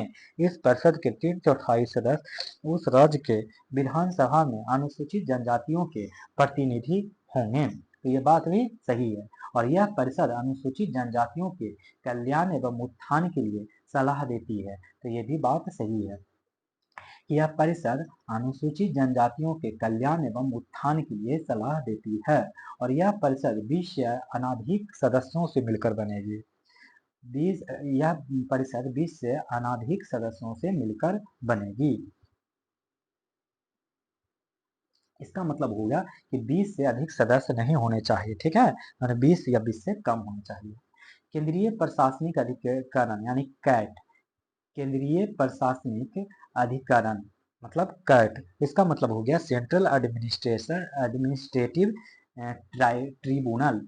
केंद्रीय प्रशासनिक अधिकरण का मतलब हो जाता है कि सेंट्रल एडमिनिस्ट्रेटिव ट्रिब्यूनल के विषय में कौन सा कथन सही नहीं है ये बताना है। इसमें से बी कथन सही नहीं है। बी में कह रहा है कि केंद्रीय प्रशासनिक अधिकरण का उपबंध संविधान के अनुच्छेद 323 के का और खा में किया गया। नहीं, 323 के का में किया गया लेकिन 323 के खा में नहीं किया गया है, क्योंकि इसमें अन्य निकाय की चर्चा मिलती है, इसमें प्रशासनिक अधिकार की चर्चा नहीं मिलती है। मतलब सीधा सीधी कैट समझिए, कैट का मतलब सेंट्रल एडमिनिस्ट्रेटिव ट्रिब्यूनल का चर्चा 323 के का में मिलता है, ना कि 323 के खा में। इसका 323 के खा में कुछ अन्य जो निकाय हैं उनका चर्चा मिलता है। तो पहला देख ले सही जो है कि कैट का उपबंध मूल संविधान में नहीं किया गया, तो ये बात सही है, क्योंकि देखिए का आ गया मतलब संविधान संशोधन किया गया है, तो ये तो मूल संविधान में रहा नहीं होगा। और कैट 1985, ये कैट मतलब प्रशासनिक अधिकरण नियम, प्रशासनिक अधिकरण नियम मतलब कि सेंट्रल सॉरी एडमिनिस्ट्रेटिव ट्रिब्यूनल और अधिनियम जो हो गया 1985 केंद्र सरकार को एक केंद्र प्रशासनिक अधिकरण गठित करने का अधिकार देता है। तो ये बात सही है कि जो प्रशासनिक अधिकरण अधिनियम 1985 में आया था वो केंद्र सरकार को एक केंद्रीय प्रशासनिक अधिकरण गठित करने का अधिकार देता है। और 42वां संविधान संशोधन अधिनियम 1976 के द्वारा संविधान में भाग 14 का जोड़ा गया और यह भाग संघ के लिए एक प्रशासनिक अधिकार का उपबंध करता है। तो ये भी बात सही है कि 42वें संविधान संशोधन अधिनियम 1976 के द्वारा संविधान में भाग 14 का जोड़ा गया है और यह भाग संघ के लिए एक प्रशासनिक अधिकरण का उपबंध करता है। फिर देखिए कैट के अधिकार क्षेत्र के विषय में निम्नलिखित पर विचार करिए और इसके अधिकार क्षेत्र में आते हैं। तो इसके अधिकार क्षेत्र में आते हैं पहला कि अखिल भारतीय सेवाओं के कर्मचारी, तो ये सही है कि कैट के अधिकार क्षेत्र के विषय में निम्नलिखित पर विचार करिए कि अखिल भारतीय सेवाओं के कर्मचारी, बाकी ये तीनों क्या हैं तो गलत हैं, ये सब अंतर्गत में नहीं आते हैं। 39 का क्वेश्चन देख लीजिए कि कौन सा सही है, इसमें से देख लेते हैं कि कौन सा सही है। इसमें से दोस्तों कोई भी सही नहीं है, सारा गलत है। क्यों गलत है? कह रहा है कि कैट वही केंद्रीय प्रशासनिक अधिकरण के अध्यक्ष एवं सदस्यों का कार्यकाल 6 वर्ष या 65 वर्ष की आयु जो भी पहले हो, ये 6 वर्ष 65 वर्ष नहीं बल्कि 5 वर्ष होता है कि 5 वर्ष या 65 वर्ष की आयु तक जो भी पहले होता है वही इसके अध्यक्ष एवं सदस्यों का कार्यकाल होता है। तो अध्यक्ष एवं सदस्यों का कार्यकाल कितने वर्षों का होता है तो 5 वर्ष या 65 वर्ष की आयु। कैट सिविल प्रक्रिया संहिता कानून की प्रक्रियाओं से बंधा हुआ है, तो नहीं ये बंधा हुआ नहीं है बल्कि ये स्वतंत्र है। क्या है? स्वतंत्र है। फिर से सुन लीजिए कि कैट सिविल प्रक्रिया संहिता कानून की प्रक्रियाओं से बंधा हुआ है, ये नहीं बंधा हुआ, ये स्वतंत्र है। और ये कैट के आदेशों की चुनौती भारत के किसी न्यायालय में नहीं की जा सकती है, तो ये की जा सकती है। इसका फैसला सुप्रीम कोर्ट या हाई कोर्ट में चुनौती किया जा सकता है। कहाँ कहाँ? सुप्रीम कोर्ट या हाई कोर्ट में अपील किया जा सकता है। फिर से देख लीजिए मिलान करने का रहा, एक तरफ सूची है, एक 1 है, एक तरफ सूची 2 है। इसका ऑप्शन ए हो जाएगा कि अनुच्छेद 350 के का में क्या बात किया गया है तो प्राथमिक स्तर पर मातृभाषा में शिक्षा। 350 के का आर्टिकल में क्या बात किया गया है तो प्राथमिक स्तर पर मातृभाषा में शिक्षा। 350 के का आर्टिकल में क्या बोला गया है कि प्राथमिक स्तर पर मातृभाषा में शिक्षा। और 350 के खा में क्या बोला गया है कि भाषाई अल्पसंख्यकों के लिए विशेष अधिकारी। 350 के खा में क्या बोला गया है कि भाषाई अल्पसंख्यकों के लिए विशेष अधिकारी। 350 के का में क्या बोला गया है कि प्राथमिक स्तर पर मातृभाषा में शिक्षा। 344 में क्या बोला गया है कि राजभाषा के संबंध में आयोग। 344 आर्टिकल में क्या कहा गया है कि राजभाषा में के संबंध में आयोग। 348 में क्या कहा गया है कि उच्चतम एवं उच्च न्यायालयों की भाषा। 348 में क्या कहा गया है कि उच्चतम एवं उच्च न्यायालयों की भाषा। ठीक है, अगला प्रश्न देख लीजिए 41 नंबर का। 41 नंबर में कि कौन सा कथन सही है ये जान लेना है। तो 41 में जो कथन सही है केवल बी सही है, माने दूसरा सही है, पहला सही नहीं है। पहला क्या कर रहा है कि संविधान के उपबंध की संसद विधि विधि द्वारा संविधान के प्रारंभ से 5 वर्ष की समाप्ति पर, उसके पश्चात 10 वर्ष की समाप्ति पर राजभाषा के लिए एक आयोग के संबंध में उपबंध कर सकेगी। तो ये संविधान में संसद नहीं कर सकते हैं बल्कि राष्ट्रपति कर सकते हैं। कौन कर सकते हैं? राष्ट्रपति। अब फिर से अभी ये स्टेटमेंट को पढ़िए, राष्ट्रपति रख के, जहां संसद रखा गया है वहां राष्ट्रपति। संविधान में उपबंध है कि राष्ट्रपति द्वारा संविधान के प्रारंभ से 5 वर्ष की समाप्ति पर, उसके पश्चात 10 वर्ष की समाप्ति पर राजभाषा के लिए एक आयोग के संबंध में उपबंध कर सकेगी, तब जाके सही होगा। दूसरा, संविधान में उपबंध है कि राजभाषा के लिए गठित आयोग की सिफारिशों की परीक्षा करने एवं राष्ट्रपति को उन पर अपनी राय देने के लिए एक संसदीय समिति गठित की जाएगी, जिसमें लोकसभा एवं राज्यसभा के सदस्य शामिल होंगे।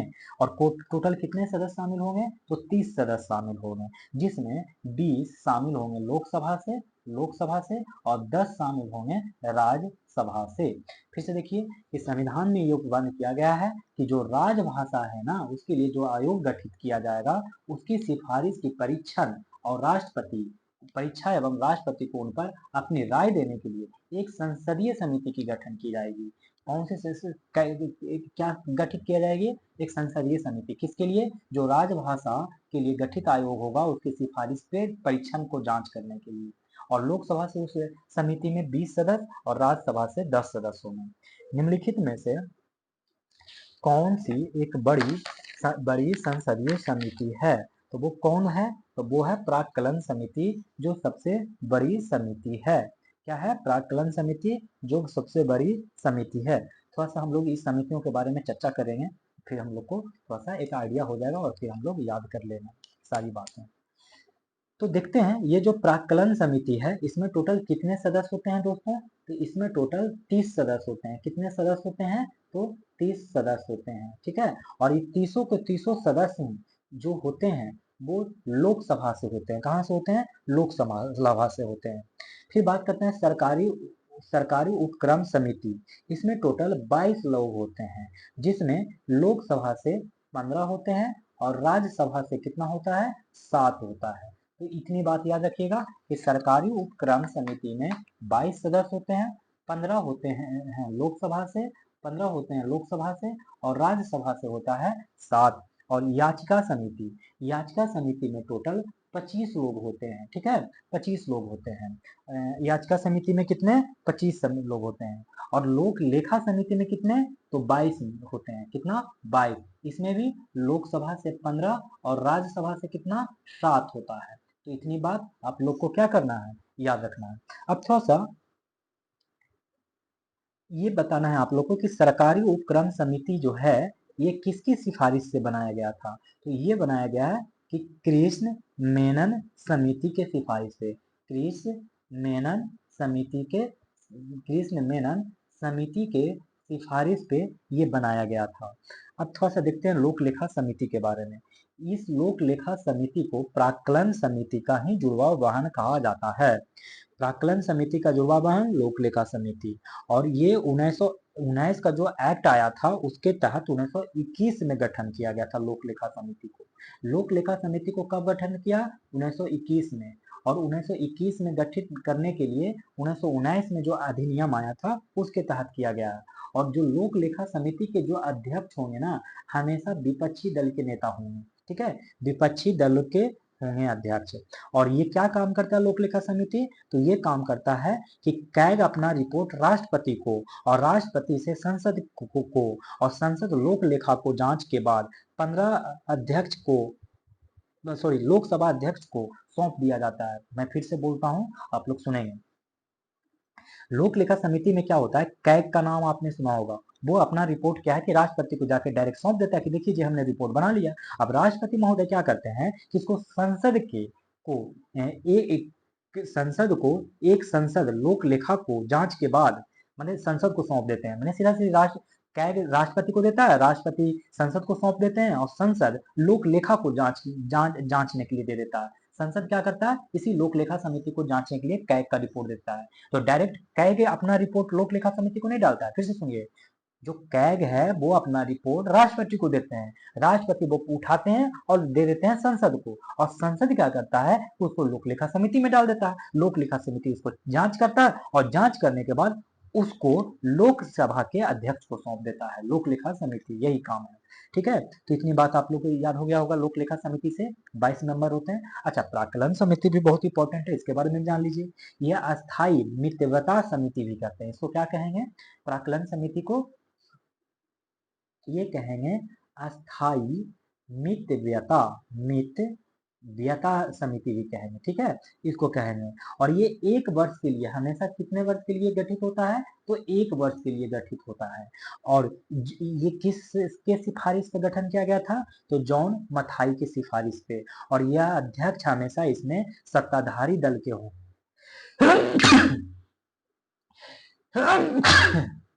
सॉरी, इसमें अध्यक्ष किसके होंगे, तो सत्ताधारी दल के होंगे। और इसमें नियुक्ति लोकसभा अध्यक्ष करती है।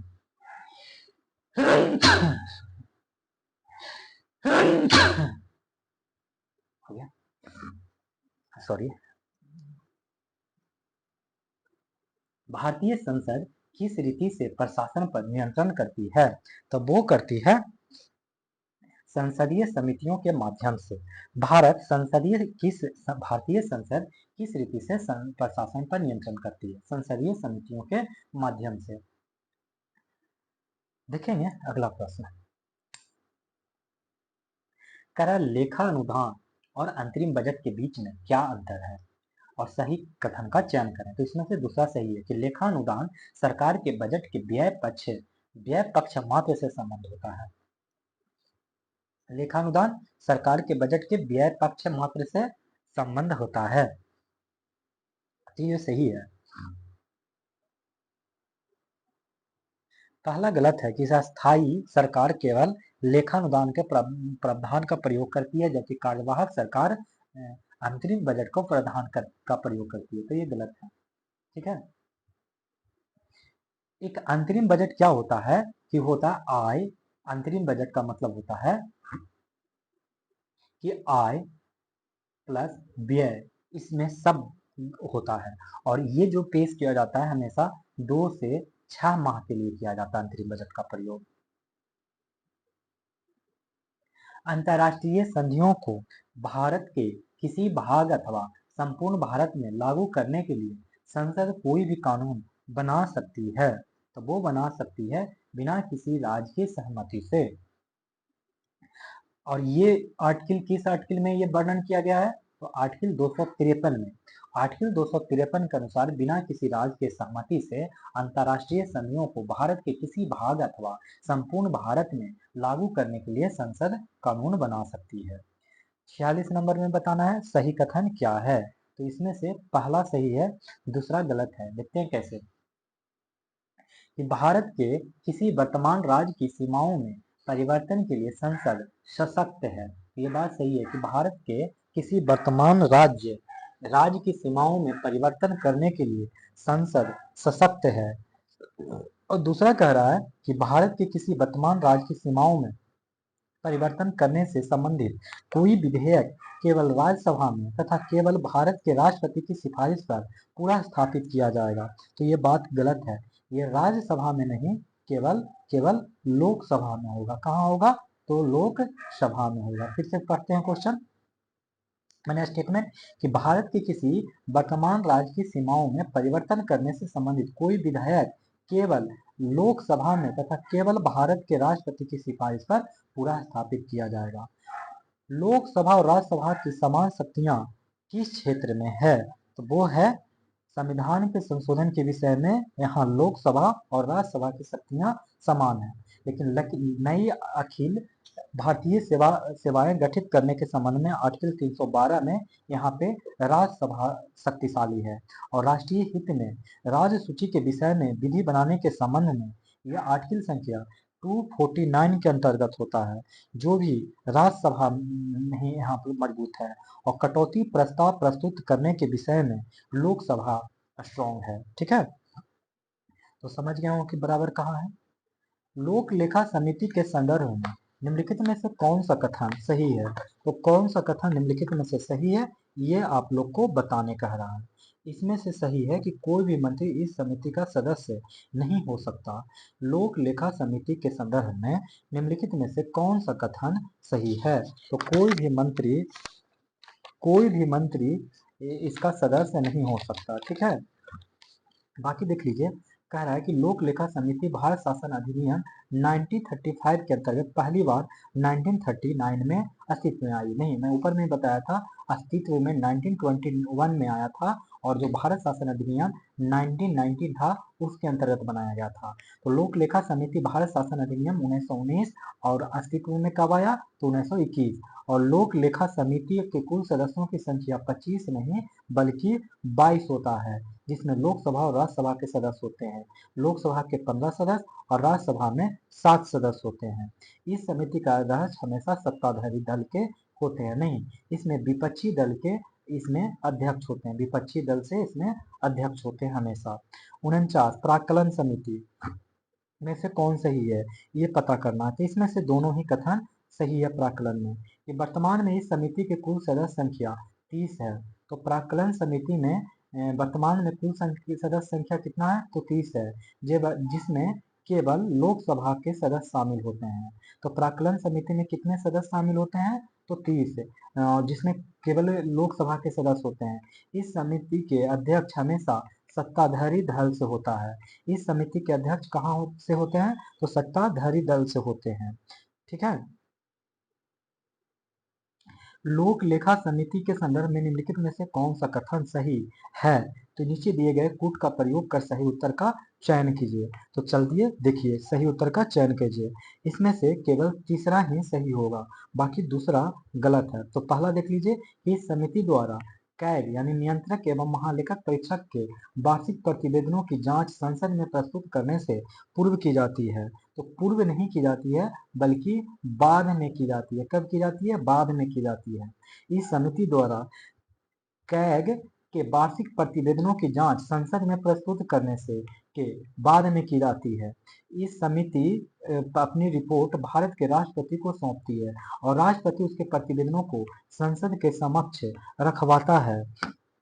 तो राष्ट्रपति को नहीं सौंपा जाता है बल्कि लोकसभा के अध्यक्ष को सौंपा जाता है। किनको? लोकसभा के अध्यक्ष को। तो यह समिति अपनी रिपोर्ट भारत के लोकसभा के अध्यक्ष को सौंपती है। मैंने बताया था लोक लेखा समिति के टाइम पे जब बता रहा था, तो कैसे कैसे काम करता है मैंने बताया था कि कैग अपना रिपोर्ट पहले राष्ट्रपति को सौंपता है, राष्ट्रपति संसद को, और संसद लोक लेखा समिति को, और जांच करने के बाद लोक लेखा समिति राष्ट्रपति को नहीं बल्कि किनको देता है? तो लोकसभा के अध्यक्ष को। ठीक है, इस समिति के द्वारा केंद्र सरकार के विनियोग और तथा वित्त लेखाओं की जांच करती है। तो ये भी बात क्या है? सही है। 51 नंबर, यदि वार्षिक संघीय बजट लोकसभा द्वारा पारित नहीं होता है तो इस दशा में क्या होगा? तो इस दशा में हो जाएगा कि प्रधानमंत्री अपनी मंत्रिपरिषद का त्यागपत्र पेश कर देता है। और ये संघीय बजट किसमें है? तो आर्टिकल 112 में। वहां बजट शब्द नहीं बल्कि वार्षिक वित्तीय विवरण दिया गया है, फाइनेंशियल एनुअल रिपोर्ट। ये आर्टिकल संख्या 112 में है, बजट नहीं, लेकिन उसको लोग बजट से संबोधित कर समझ लेते हैं। तो प्रधानमंत्री की अगर हो जाए कि वार्षिक संघीय बजट जो है लोकसभा में पारित नहीं हुआ तो क्या होगा?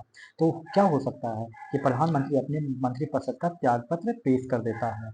अनुदान की मांग के संदर्भ में सही कथन बताने कह रहा है। तो इसमें से जो सही कथन होगा 1 और 3 सही होगा अनुदान की मांग के संदर्भ में। पहला कह रहा है कि लोकसभा में अनुदान की मांग पर चर्चा एवं मतदान होता है। तो होता है, लोकसभा में क्या होता है? अनुदान की मांग पर चर्चा एवं मतदान। और राष्ट्रपति की सिफारिश के बिना किसी अनुदान की मांग नहीं की जा सकती। ये भी बात सही है कि अगर अनुदान की मांग करना है तो आपको राष्ट्रपति की सिफारिश लेना ही पड़ेगा। और दूसरा कह रहा है कि जो कि गलत है कि राज्यसभा में अनुदान की मांग पर ना तो चर्चा होती है और ना ही मतदान होता है। तो चर्चा तो दोस्तों होगा, राज्यसभा में चर्चा तो होना ही है, लेकिन मतदान नहीं होगा। ठीक है, तो राज्यसभा में अनुदान की मांग पर मतदान नहीं होगा, बाकी चर्चा कहे नहीं होगा, चर्चा तो होगा ही होगा। आर्थिक सर्वेक्षण संसद में प्रतिवर्ष प्रस्तुत किया जाता है। आर्थिक सर्वेक्षण संसद में प्रतिवर्ष प्रस्तुत किया जाता है। तब वो प्रस्तुत किया जाता है आगामी वर्ष के बजट के प्रस्तुतिकरण के पूर्व।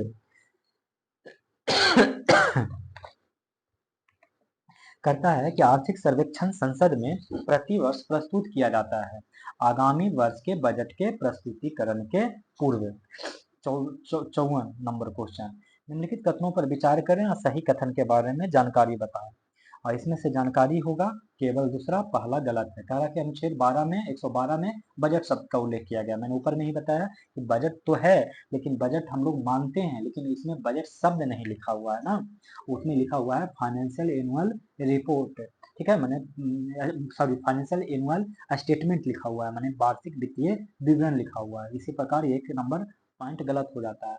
और दूसरा कह रहा है कि एक वर्ष समिति की सिफारिश पर रेल बजट को आम बजट से अलग किया गया। तो ये बात सही है, ये किया गया था 1921 में। तो हम बता दें, दो डेट याद रख लीजिएगा, एक 1921 और एक 2017। 1921 में रेल बजट और आम बजट को अलग किया गया था। किसके सिफारिश के अनुसार? तो एक वर्ग समिति के सिफारिश पर। और 2017 में रेल और आम को मिला के एक ही बजट बनाया गया। ठीक है, वो कब किया गया? 2017 में किया गया। लोकसभा और राज्यसभा के बीच गतिरोध की स्थिति में किन स्थितियों में संयुक्त बैठक बुलाई जाती है? तो संयुक्त बैठक जो बुलाई जाती है ना, वो बुलाई जाती है 3 और 4 में, कि मतलब फाइनेंशियल बिल को पारित करने की स्थिति में, साधारण विधेयक को पारित करने की स्थिति में। जब साधारण विधेयक को पास करना हो तब बुलाया जा सकता है, और वित्त विधेयक में। लेकिन संविधान संशोधन विधेयक को पारित की स्थिति में नहीं, धन विधेयक के पारित की स्थिति में नहीं। जो धन विधेयक है वो 110 आर्टिकल में है, और जो संविधान संशोधन विधेयक है वो है आर्टिकल संख्या 108 में। तो संविधान संशोधन विधेयक को पारित कब किया जाता है? तो 108 आर्टिकल के तहत। धन विधेयक को स्थित 110 आर्टिकल के तहत। भारतीय संविधान संशोधन भारतीय संविधान में संशोधन के लिए विधेयक लाया जा सकता है, तो वो लाया जा सकता है या तो लोकसभा में या राज्यसभा में। भारतीय संविधान संशोधन के लिए विधेयक लाया जा सकता है लोकसभा या राज्यसभा में। देखिए, जब संविधान किस आर्टिकल से तहत लाया जाता है ये संविधान संशोधन वाला? 368 आर्टिकल के तहत। ये राष्ट्रपति की सिफारिश पे आवश्यक नहीं है, लेकिन सहमति बाध्यकारी है। सहमति जरूरी है होता है दोस्तों, लेकिन सिफारिश आवश्यक नहीं है। सिफारिश क्या है? आवश्यक नहीं है, लेकिन सहमति आवश्यक है राष्ट्रपति का।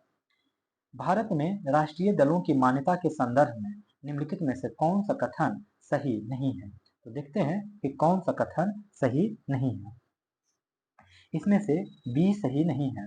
भारत में राष्ट्रीय दलों की मान्यता के संदर्भ में निम्नलिखित में से कौन सा कथन सही नहीं है? तो बी ऑप्शन नहीं है। यदि कोई राजनीतिक दल लोकसभा अथवा विधानसभा के आम चुनावों में वैध मतों का 6% मत प्राप्त करता है तथा इसके साथ वह किसी राज्य या राज्य में लोकसभा या विधानसभा में 4 सीटें प्राप्त करता है, तो ये सही नहीं है। बाकी क्या है? सब सही है। पहला क्या सही है और तीसरा क्या सही है? चौथा भी सही है। तो पहला, तीसरा, चौथा हम लोग याद कर लेते हैं। पहला कह रहा है भारतीय राष्ट्रीय दलों की मान्यता के संदर्भ में, यदि कोई जो राजनीतिक दल है ना, वो लोकसभा या विधानसभा के आम चुनावों में 4 अथवा अधिक राज्यों में वैध मतों का 6% मत, कितना? वैध मतों का 6% मत प्राप्त करता है तथा इसके साथ किसी राज्य या राज्यों में लोकसभा में 4 सीटें भी प्राप्त करता है। फिर से सुन लीजिए, राष्ट्रीय दल कब कहा जाएगा? कि जब कोई राजनीतिक दल है वो लोकसभा अथवा विधानसभा के जो चुनाव होते हैं उसमें से 4 अथवा अधिक राज्यों में, कितने राज्य में? 4 अथवा अधिक राज्यों में वैध मत का 6% मत प्राप्त करता है, तथा इसके साथ माने ये तो करेगा ही, और इसके साथ किसी राज्य या राज्यों में लोकसभा में 4 सीटें प्राप्त करता है, तब ही उसको राष्ट्रीय दल माना जाएगा। दूसरा, यदि ये तो होगा नहीं, गलत हो गया।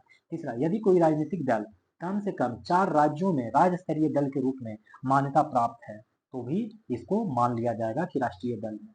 यदि कोई राजनीतिक दल कम से कम 4 राज्यों में राज्य स्तरीय दल के रूप में मान्यता प्राप्त है, यदि कोई राजनीतिक दल कम से कम 3 विभिन्न राज्यों से लोकसभा में 2% स्थान जीतता है, यदि कोई राजनीतिक दल कम से कम 3 विभिन्न राज्यों से लोकसभा में 2% स्थान जीतता है। अब देखेंगे हम लोग 58 नंबर का क्वेश्चन कि कौन सा कथन सही है।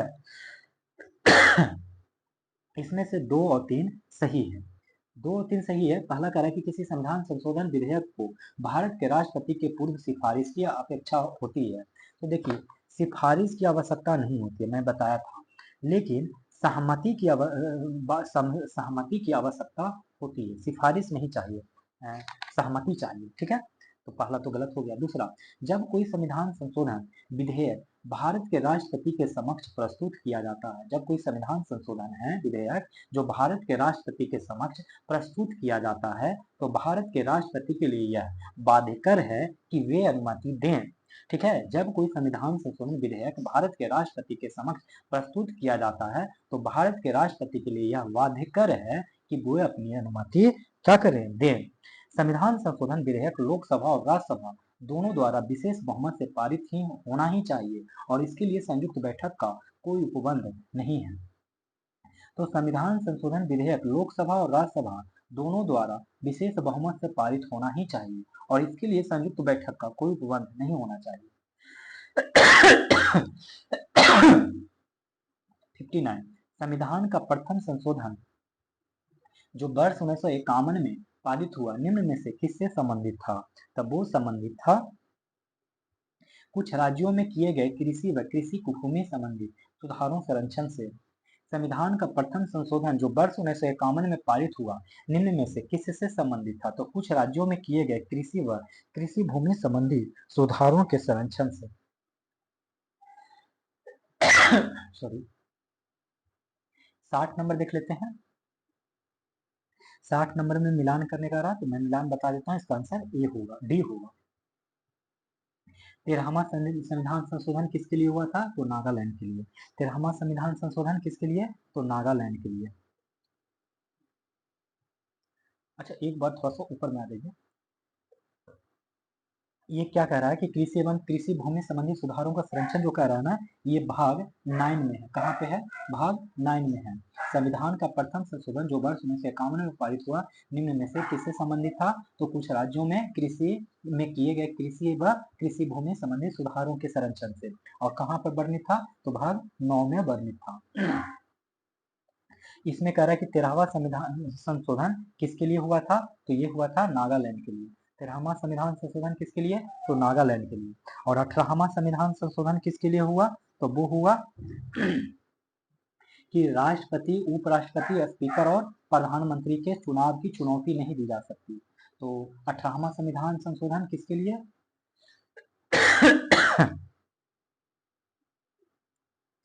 कि राष्ट्रपति, उपराष्ट्रपति, स्पीकर और प्रधानमंत्री के चुनाव को चुनौती नहीं दी जा सकती। और 39वां संशोधन किसके लिए? तो 39वां दल बदल अधिनियम के लिए। और 52वां संविधान संशोधन किसके लिए? तो वो है राज्य को पुनर्परिभाषित किया गया। 52वां संविधान संशोधन से राज्य को पुनः परिभाषित किया गया। ठीक है। इसमें फिर से मिलान करने का रहा, तो देखिए हम इसका आंसर बता देते हैं। 3, 4, 1, 2 होगा। इसको रख लीजिए कि न्यायिक पुनरीक्षण शक्ति का 38वां हो गया। अगर 38वां संविधान संशोधन से संशोधन वर्ष 18 वर्ष घटाया जाना।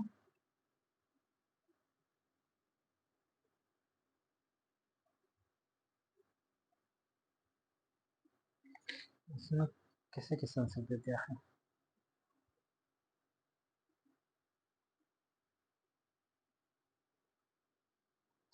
इसमें थोड़ा सा कुछ कुछ गलत दिया गया है। कैसे दिया गया है जो मैं बताता हूँ।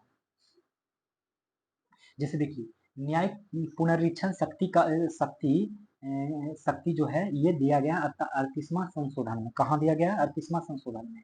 लेकिन ये जो देख रहे हैं वर्ष 18 वर्ष से घटाया जाना, ये दोस्तों इसमें है कि मताधिकार की आयु 21 वर्ष से 18 वर्ष घटाया जाना, ये किसमें वर्णित है? तो 61वां संविधान संशोधन में। ठीक है। और ये जो देख रहे हैं कि परिसीमन, ये नहीं है। न्यायिक पुनरीक्षण शक्ति का परिसीमन ये है किसमें? तो 38वां संशोधन में। फिर देखिए, संपत्ति के अधिकार को मौलिक अधिकारों से हटाया जाना, ये किसमें शामिल है? तो ये शामिल है दोस्तों 44वां संविधान संशोधन में। थोड़ा सा गलत है, मैं इसको थोड़ा सा सही से करके याद करवा देता हूँ ताकि आपको कंफ्यूजन दूर हो जाए। रुकिए, मैं इसको सही से सही कर देता हूँ, घबराने की आवश्यकता है नहीं। देखिए, कौन सा संविधान संशोधन है? एक है दोस्तों 38वां संविधान संशोधन, एक तो है दोस्तों 42वां संविधान संशोधन, और एक है 44वां, और एक है 61वां। तो देखिए, 38वां संविधान संशोधन में क्या बात किया गया है? मैं इसका थोड़ा सा आंसर लिख लेता हूँ ताकि मुझे बताना आसान हो जाए, क्योंकि बहुत ज़्यादा लफड़ा चल रहा है यहाँ पे। ठीक है। तो 38वां किसके लिए है? तो ए के लिए है, माने ये वाला होगा। इसमें हम समझा देते हैं कि न्यायिक पुनरीक्षण शक्ति का परिसीमन, इसका आंसर क्या हो जाएगा दोस्तों?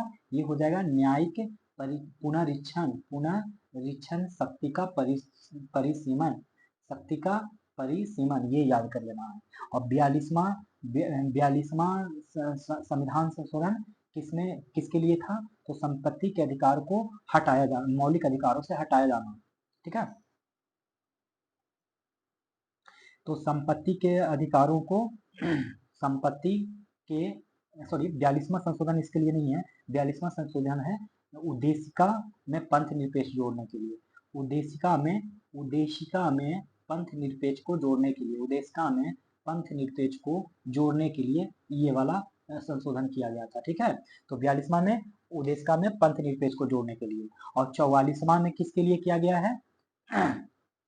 तो जो 44वां में किया गया है कि संपत्ति के अधिकार को मूल अधिकार से हटा देना, संपत्ति के अधिकार को मूल अधिकार को हटा के हटा दिया गया मूल अधिकार से। ठीक है। और 61वां संविधान संशोधन में कि मताधिकार की आयु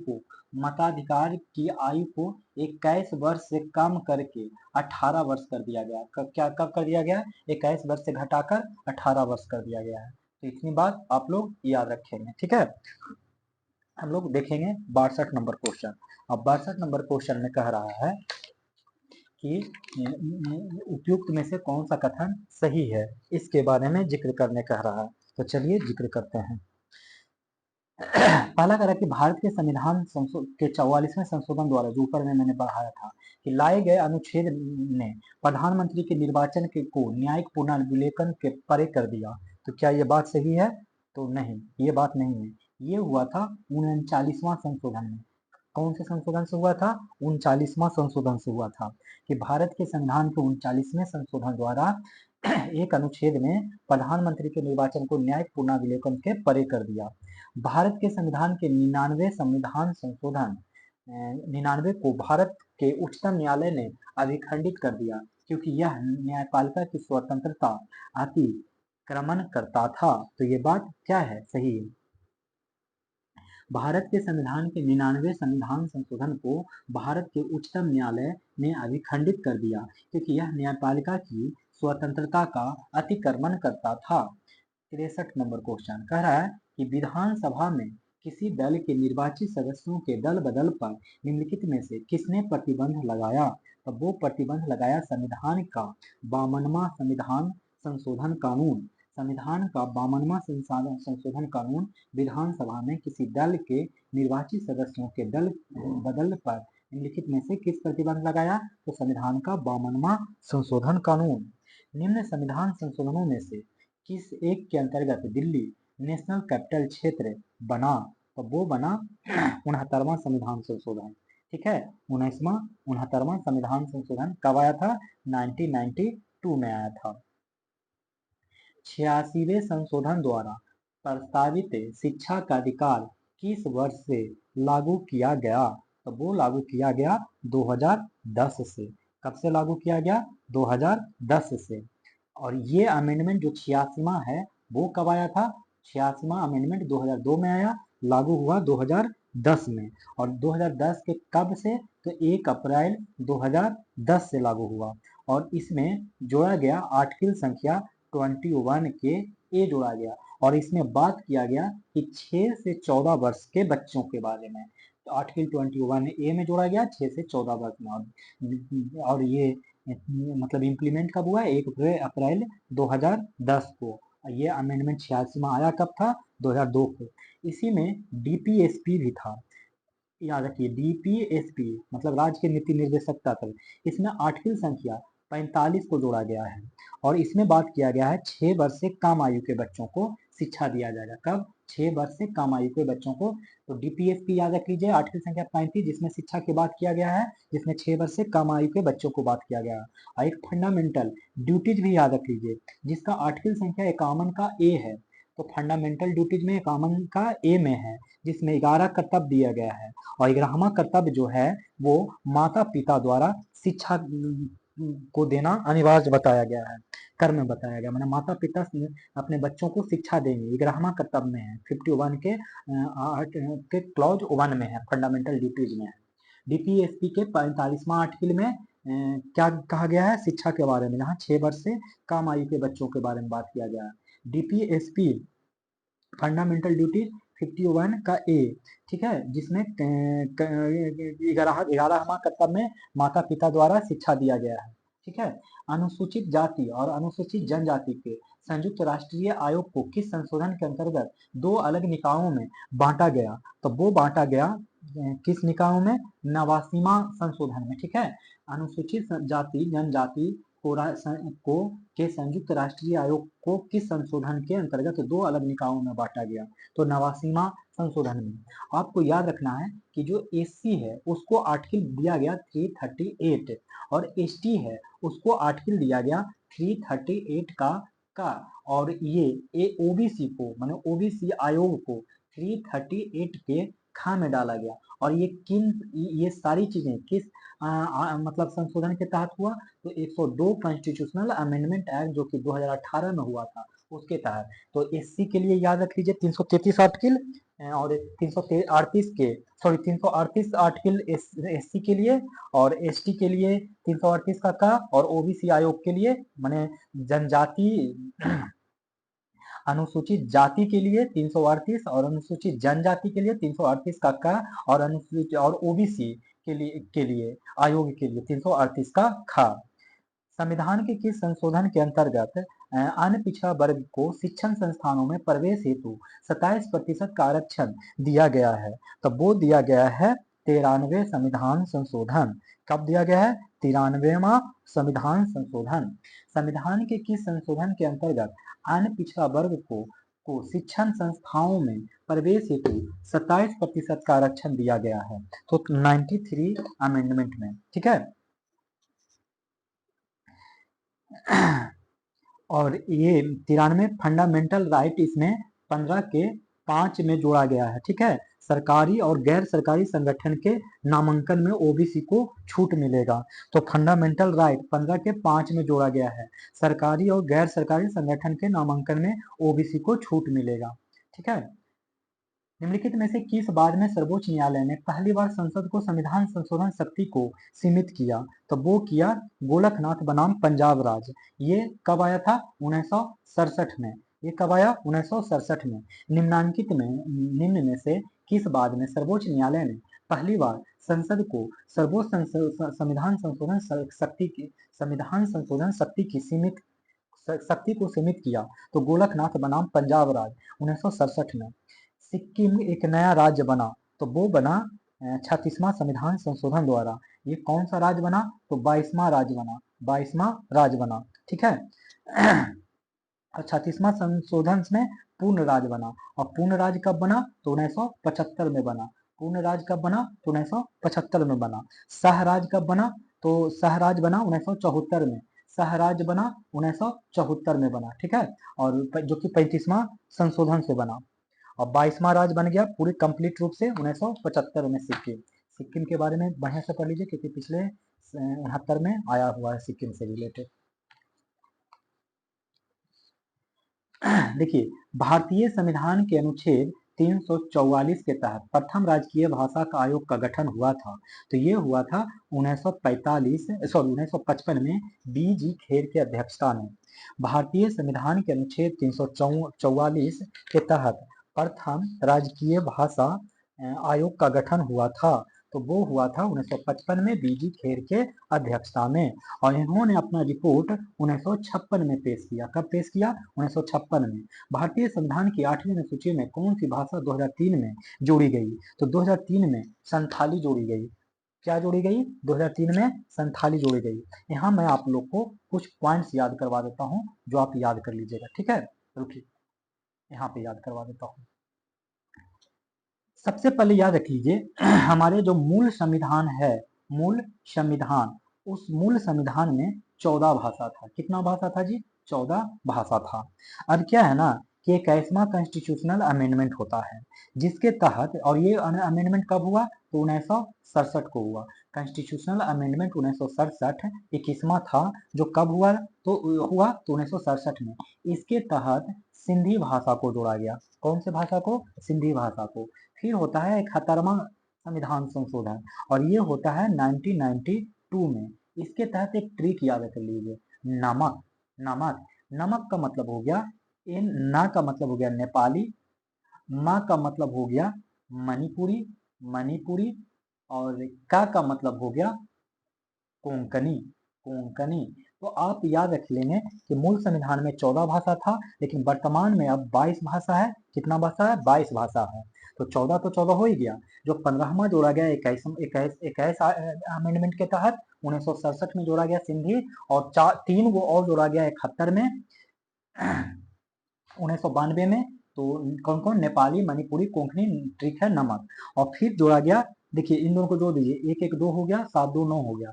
अब ये अमेंडमेंट होता है 2003 में होता है। इसके तहत आप लोग याद कर लीजिए BDMS, सॉरी BDMS याद कर लीजिए, ठीक है? BDMS।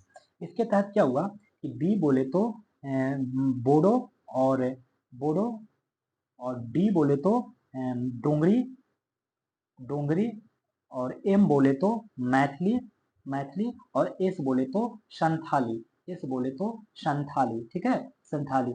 आप लोग इतनी बात याद रखेंगे। तो देखिए मूल संविधान में कितना था? 14। फिर ये 15वां सिंधी, और 3 गो और हुआ नेपाली, मणिपुरी, कोंकणी 18, और 4 गो ये। इस बीडीएमएस से थोड़ा बोर्ड मास करके भी याद कर लीजिएगा, बोर्ड मास करके याद कर लीजिए। माँ बोले तो मैथिली, सा बोले तो सैंतालीस, और बो का मतलब हो गया बोडो, और डा का मतलब हो गया डोंगरी। इस तरीके से आप लोग याद कर लीजिएगा, ठीक है? और 2003 1967 में अमेंडमेंट हुआ, 1992 में, और 2003 में 21 71 और 92, ठीक है? इतनी बात याद। यही सवाल आपसे पूछा जाएगा कि भारत के, और ये कौन सी अनुसूची में है राज्यसभा राजभाषा? तो ये है 8वीं अनुसूची में। जो 2003 में ऐड हुआ वो कौन था? तो 2003 में जो ऐड हुआ वो संथाली था। कौन था? संथाली। आपको पता है कि सिंधी कब हुआ था ऐड? 1967 में। कब हुआ? 1967 में। कोंकणी 1992 में ऐड हुआ। कब हुआ? 1992 में ऐड हुआ। मणिपुरी भी 1992 में ही ऐड हुआ। भारत के आत्मनिर्भर समाज व्यवस्था का वर्णन करते हुए किसने कहा कि भारत की ग्राम व्यवस्था छोटे छोटे गणतंत्र है? तो वो है चार्ल्स मैटकॉफ ने। भारत की आत्मनिर्भर समाज व्यवस्था का वर्णन करते हुए किसने कहा कि भारत की ग्राम व्यवस्था छोटे छोटे गणतंत्र हैं? तो चार्ल्स मैटकॉफ ने कहा। 73वें संविधान संशोधन कानून की वैधानिक शुरुआत किस संविधान संशोधन बिल से हुई? तो वो हुआ 64वां संविधान संशोधन बिल, ठीक है? और ये कब आया था? ये आया था 1989 में। फाइनली आया 74वां संविधान संशोधन, और फिर आया, एक आया था 65वां कॉन्स्टिट्यूशनल अमेंडमेंट भी आया था, 1990 में आया था, जो कि नगर पालिका के लिए था, नगर पालिका के लिए। फिर से सुनिए, 73वां संविधान संशोधन कानून की वैधानिक शुरुआत किस संविधान संशोधन बिल से हुई? तो 64वां संविधान संशोधन से। और ये जो 64वां संविधान संशोधन 1989 में आया, फाइनली ये संशोधन होके जो 74वां अमेंडमेंट आया, उसी के तहत बढ़िया से पंचायती राज बना, ठीक है? और नगर पालिका के लिए आया 65वां कॉन्स्टिट्यूशनल अमेंडमेंट, जो कि 1990 में आया। भारत में इनमें से कौन सा विषय पंचायती राज संस्थाओं की समितियों के अंतर्गत नहीं आता है? तो वो है न्यायिक पुनर्निरीक्षण, माने जुडिशियल रिव्यू। भारत में इनमें से कौन सा विषय पंचायती राज संस्थाओं की संक्रियों के अंतर्गत नहीं आता? तो न्यायिक पुनर्निरीक्षण नहीं आता। बाकी भूमि सुधारों का क्रियान्वयन आता है, निर्धनता निवारण कार्यक्रमों का क्रियान्वयन आता है। ठीक है।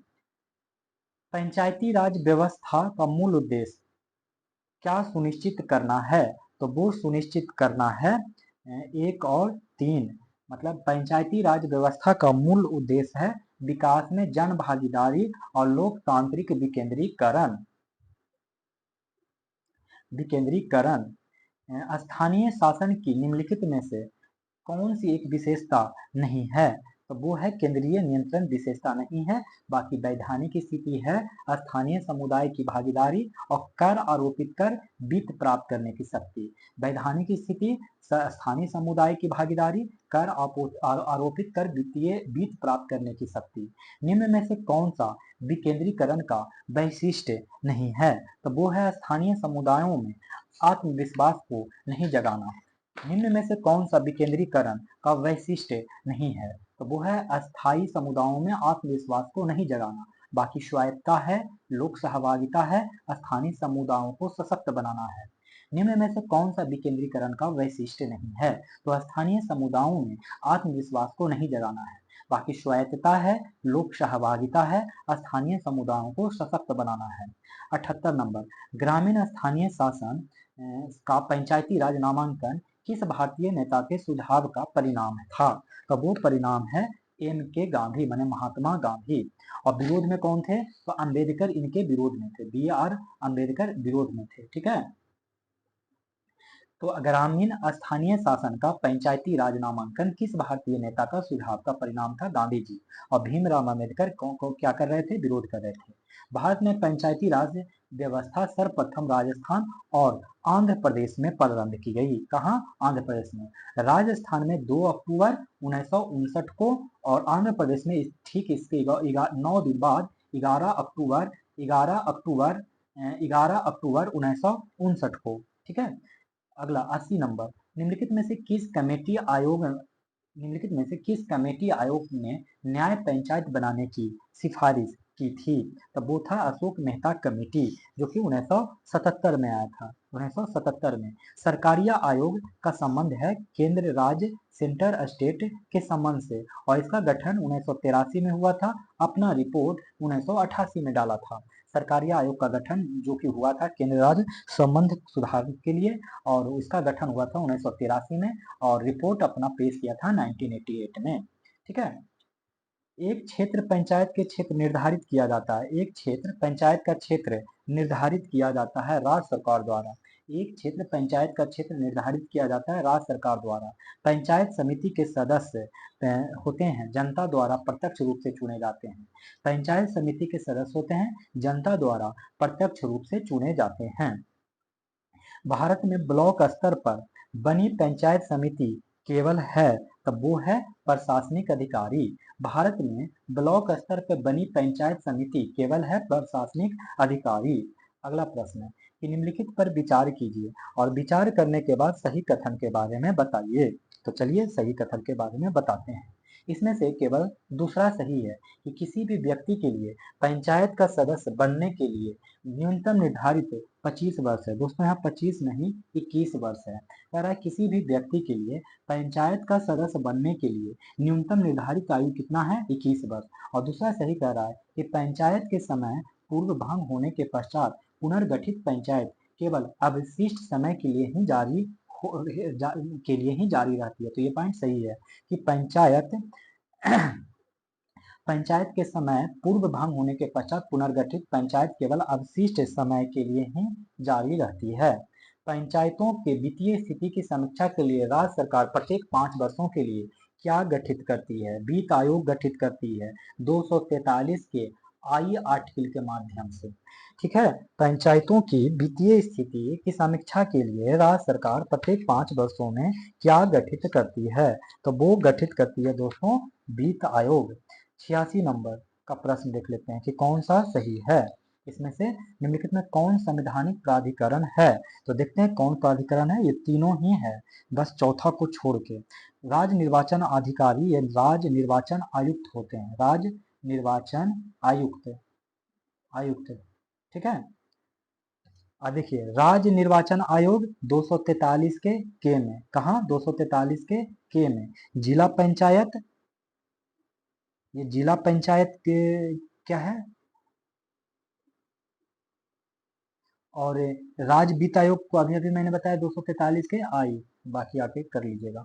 किसी राज्य में नगर पालिका का सीमा क्षेत्र अधिसूचित करने के लिए निम्नलिखित में कौन सक्षम है, तो वो सक्षम है संबंधित राज्य के राज्यपाल। किसी राज्य में नगर पालिका का सीमा क्षेत्र अधिसूचित करने के लिए जिम्मेदार है संबंधित राज्य का राज्यपाल। नगर पालिका का सदस्य चुने जाने के लिए कोई व्यक्ति निर्हर्तित नहीं होगा, तो वो कौन निर्हर्तित नहीं होगा, तो 21 वर्ष की आयु सीमा पर निर्भरती नहीं होगा, बाकी 20 वर्ष होगा, 19 वर्ष होगा, 18 वर्ष की आयु सीमा पर होगा। सदस्य बनने के लिए 21 वर्ष की आवश्यकता होती है, सदस्य बनने के लिए 21 वर्ष की आवश्यकता होती है, ठीक है।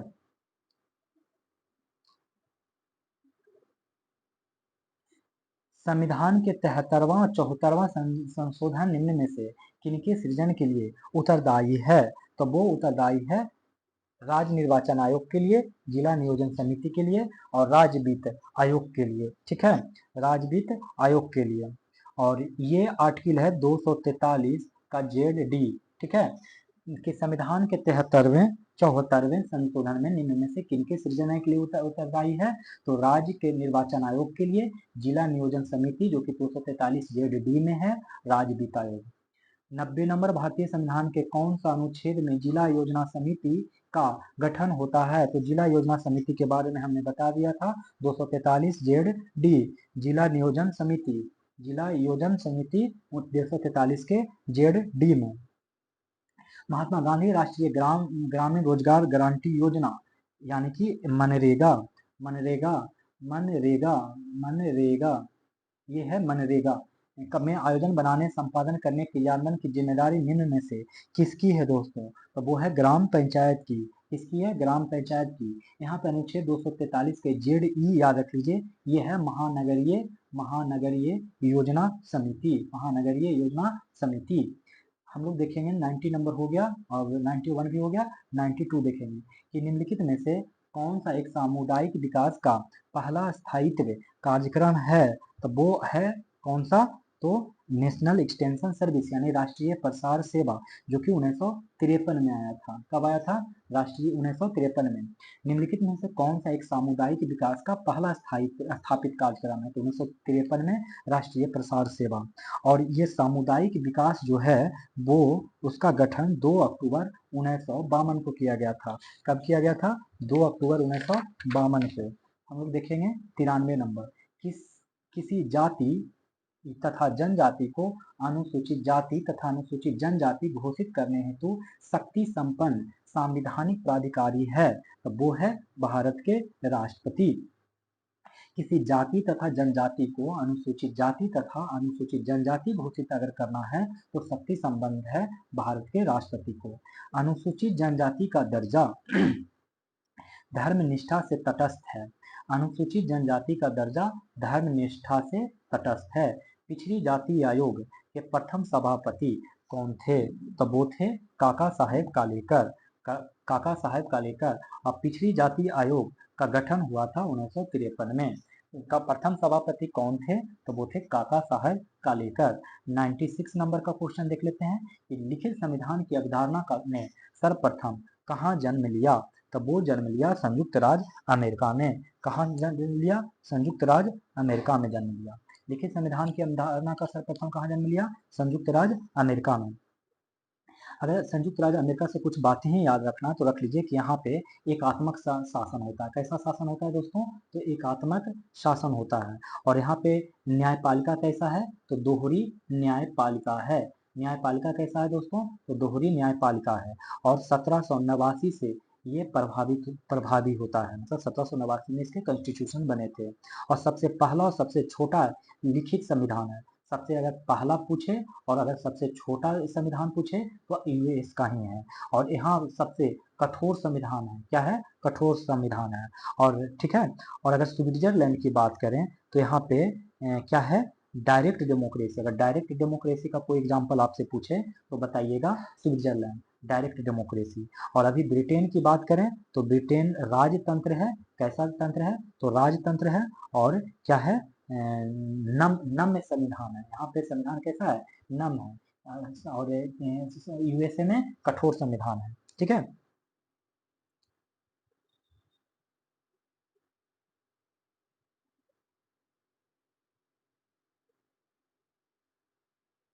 निम्नलिखित में से कौन सा एक पंचशील का सिद्धांत नहीं है?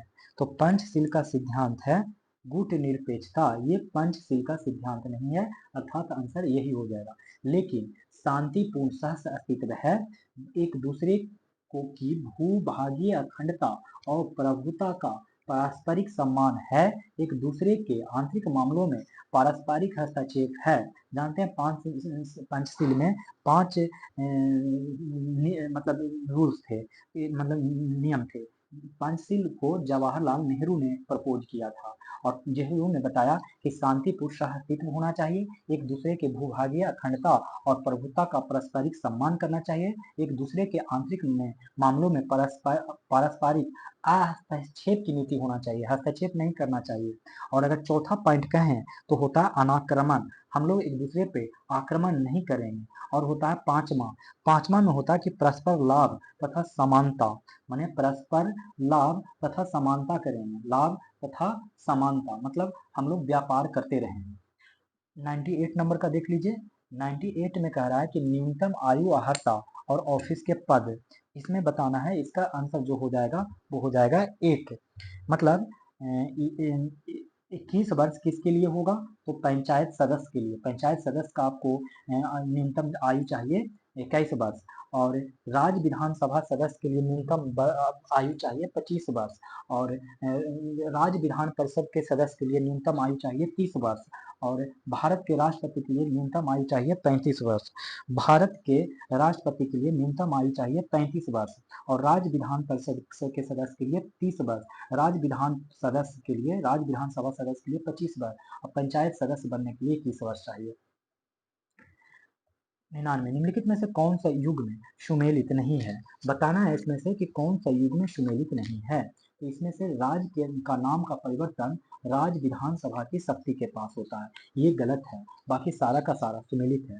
पहला कह रहा है कि कानून के समक्ष समानता नागरिकों और गैर नागरिकों को प्राप्त है, तो बिल्कुल सही है। यह आर्टिकल संख्या 14 में है कि कानून के समक्ष समानता आर्टिकल संख्या 14 में, जिसमें नागरिक और गैर नागरिकों को प्राप्त है। ठीक है। राज्य के नाम का परिवर्तन राज्य विधानसभा की शक्ति में नहीं होता है, बल्कि संसद की शक्ति होता है। यहाँ राज्य विधानसभा की शक्ति नहीं बल्कि संसद की शक्ति होता है। और ये आर्टिकल संख्या 3 में बात किया गया है। आर्टिकल संख्या 3 में राज्य का नाम परिवर्तन कर सकते हैं, संसद की शक्ति है। और नए राज्य का निर्माण संसद की शक्ति है, ये भी संसद की शक्ति है। और ये आर्टिकल संख्या 2 में बात कहा गया है। तो आर्टिकल संख्या 2 में क्या बात कहा गया है कि नए राज्य का निर्माण और सरकारी नौकरी में अवसर, यह आर्टिकल संख्या 16 का मामला है। और इसको केवल भारतीय नागरिकों को ही समानता प्राप्त है। भारतीयों को जो प्राप्त है, एक बार फिर से रिवाज करा देता हूँ, 15, 16, बीच में रख लीजिए 19, और इसमें 10 जोड़ दीजिए 29 और 30। तो 15, 16, 19, 29, 30 ये केवल भारतीयों को प्राप्त है। इसके अलावा सारा मूल अधिकार भारत और विदेशी दोनों को प्राप्त है। निम्नलिखित में से कौन सा भारत के क्षेत्रवाद के उदय के कारण है? तो वो उदय के कारण है सारे। तो भारत के क्षेत्रवाद के उदय के कारण कौन कौन है? तो असंतुलित विकास, सांस्कृतिक पहचान खोने का भय और राजनीतिक वर्चस्व। कौन कौन है भारत के क्षेत्रवाद के उदय के कारण? तो असंतुलित विकास भी है, और सांस्कृतिक पहचान खोने का भय भी है, और राजनीतिक वर्चस्व भी है। तो इस तरीके से दोस्तों ये हमारा 14वां डे खत्म भी हो गया। इस तरीके से हम लोगों ने पॉलिटी खत्म कर लिया। पॉलिटी के टोटल 5 दिन में मैंने इस सारे टॉपिक को प्रखर बैच से खत्म कर दिया। अब चालू होगा एंशिएंट हिस्ट्री। कौन सा हिस्ट्री चालू होगा? एंशिएंट, फिर ज्योग्राफी, फिर मेडाइवल, फिर साइंस चलेगा। तो इस तरीके से मैं आप लोग को खत्म कर दूंगा। तो मिलते हैं अगले वीडियो में, तब तक के लिए धन्यवाद। और हाँ, अगर वीडियो आपको पसंद आ रहा हो तो लाइक करें, अगर चैनल पर नए हो तो सब्सक्राइब करें, दोस्तों को भी हमारा वीडियो शेयर करें। कुछ सुझाव देना चाहते हो तो कमेंट बॉक्स में कमेंट करें।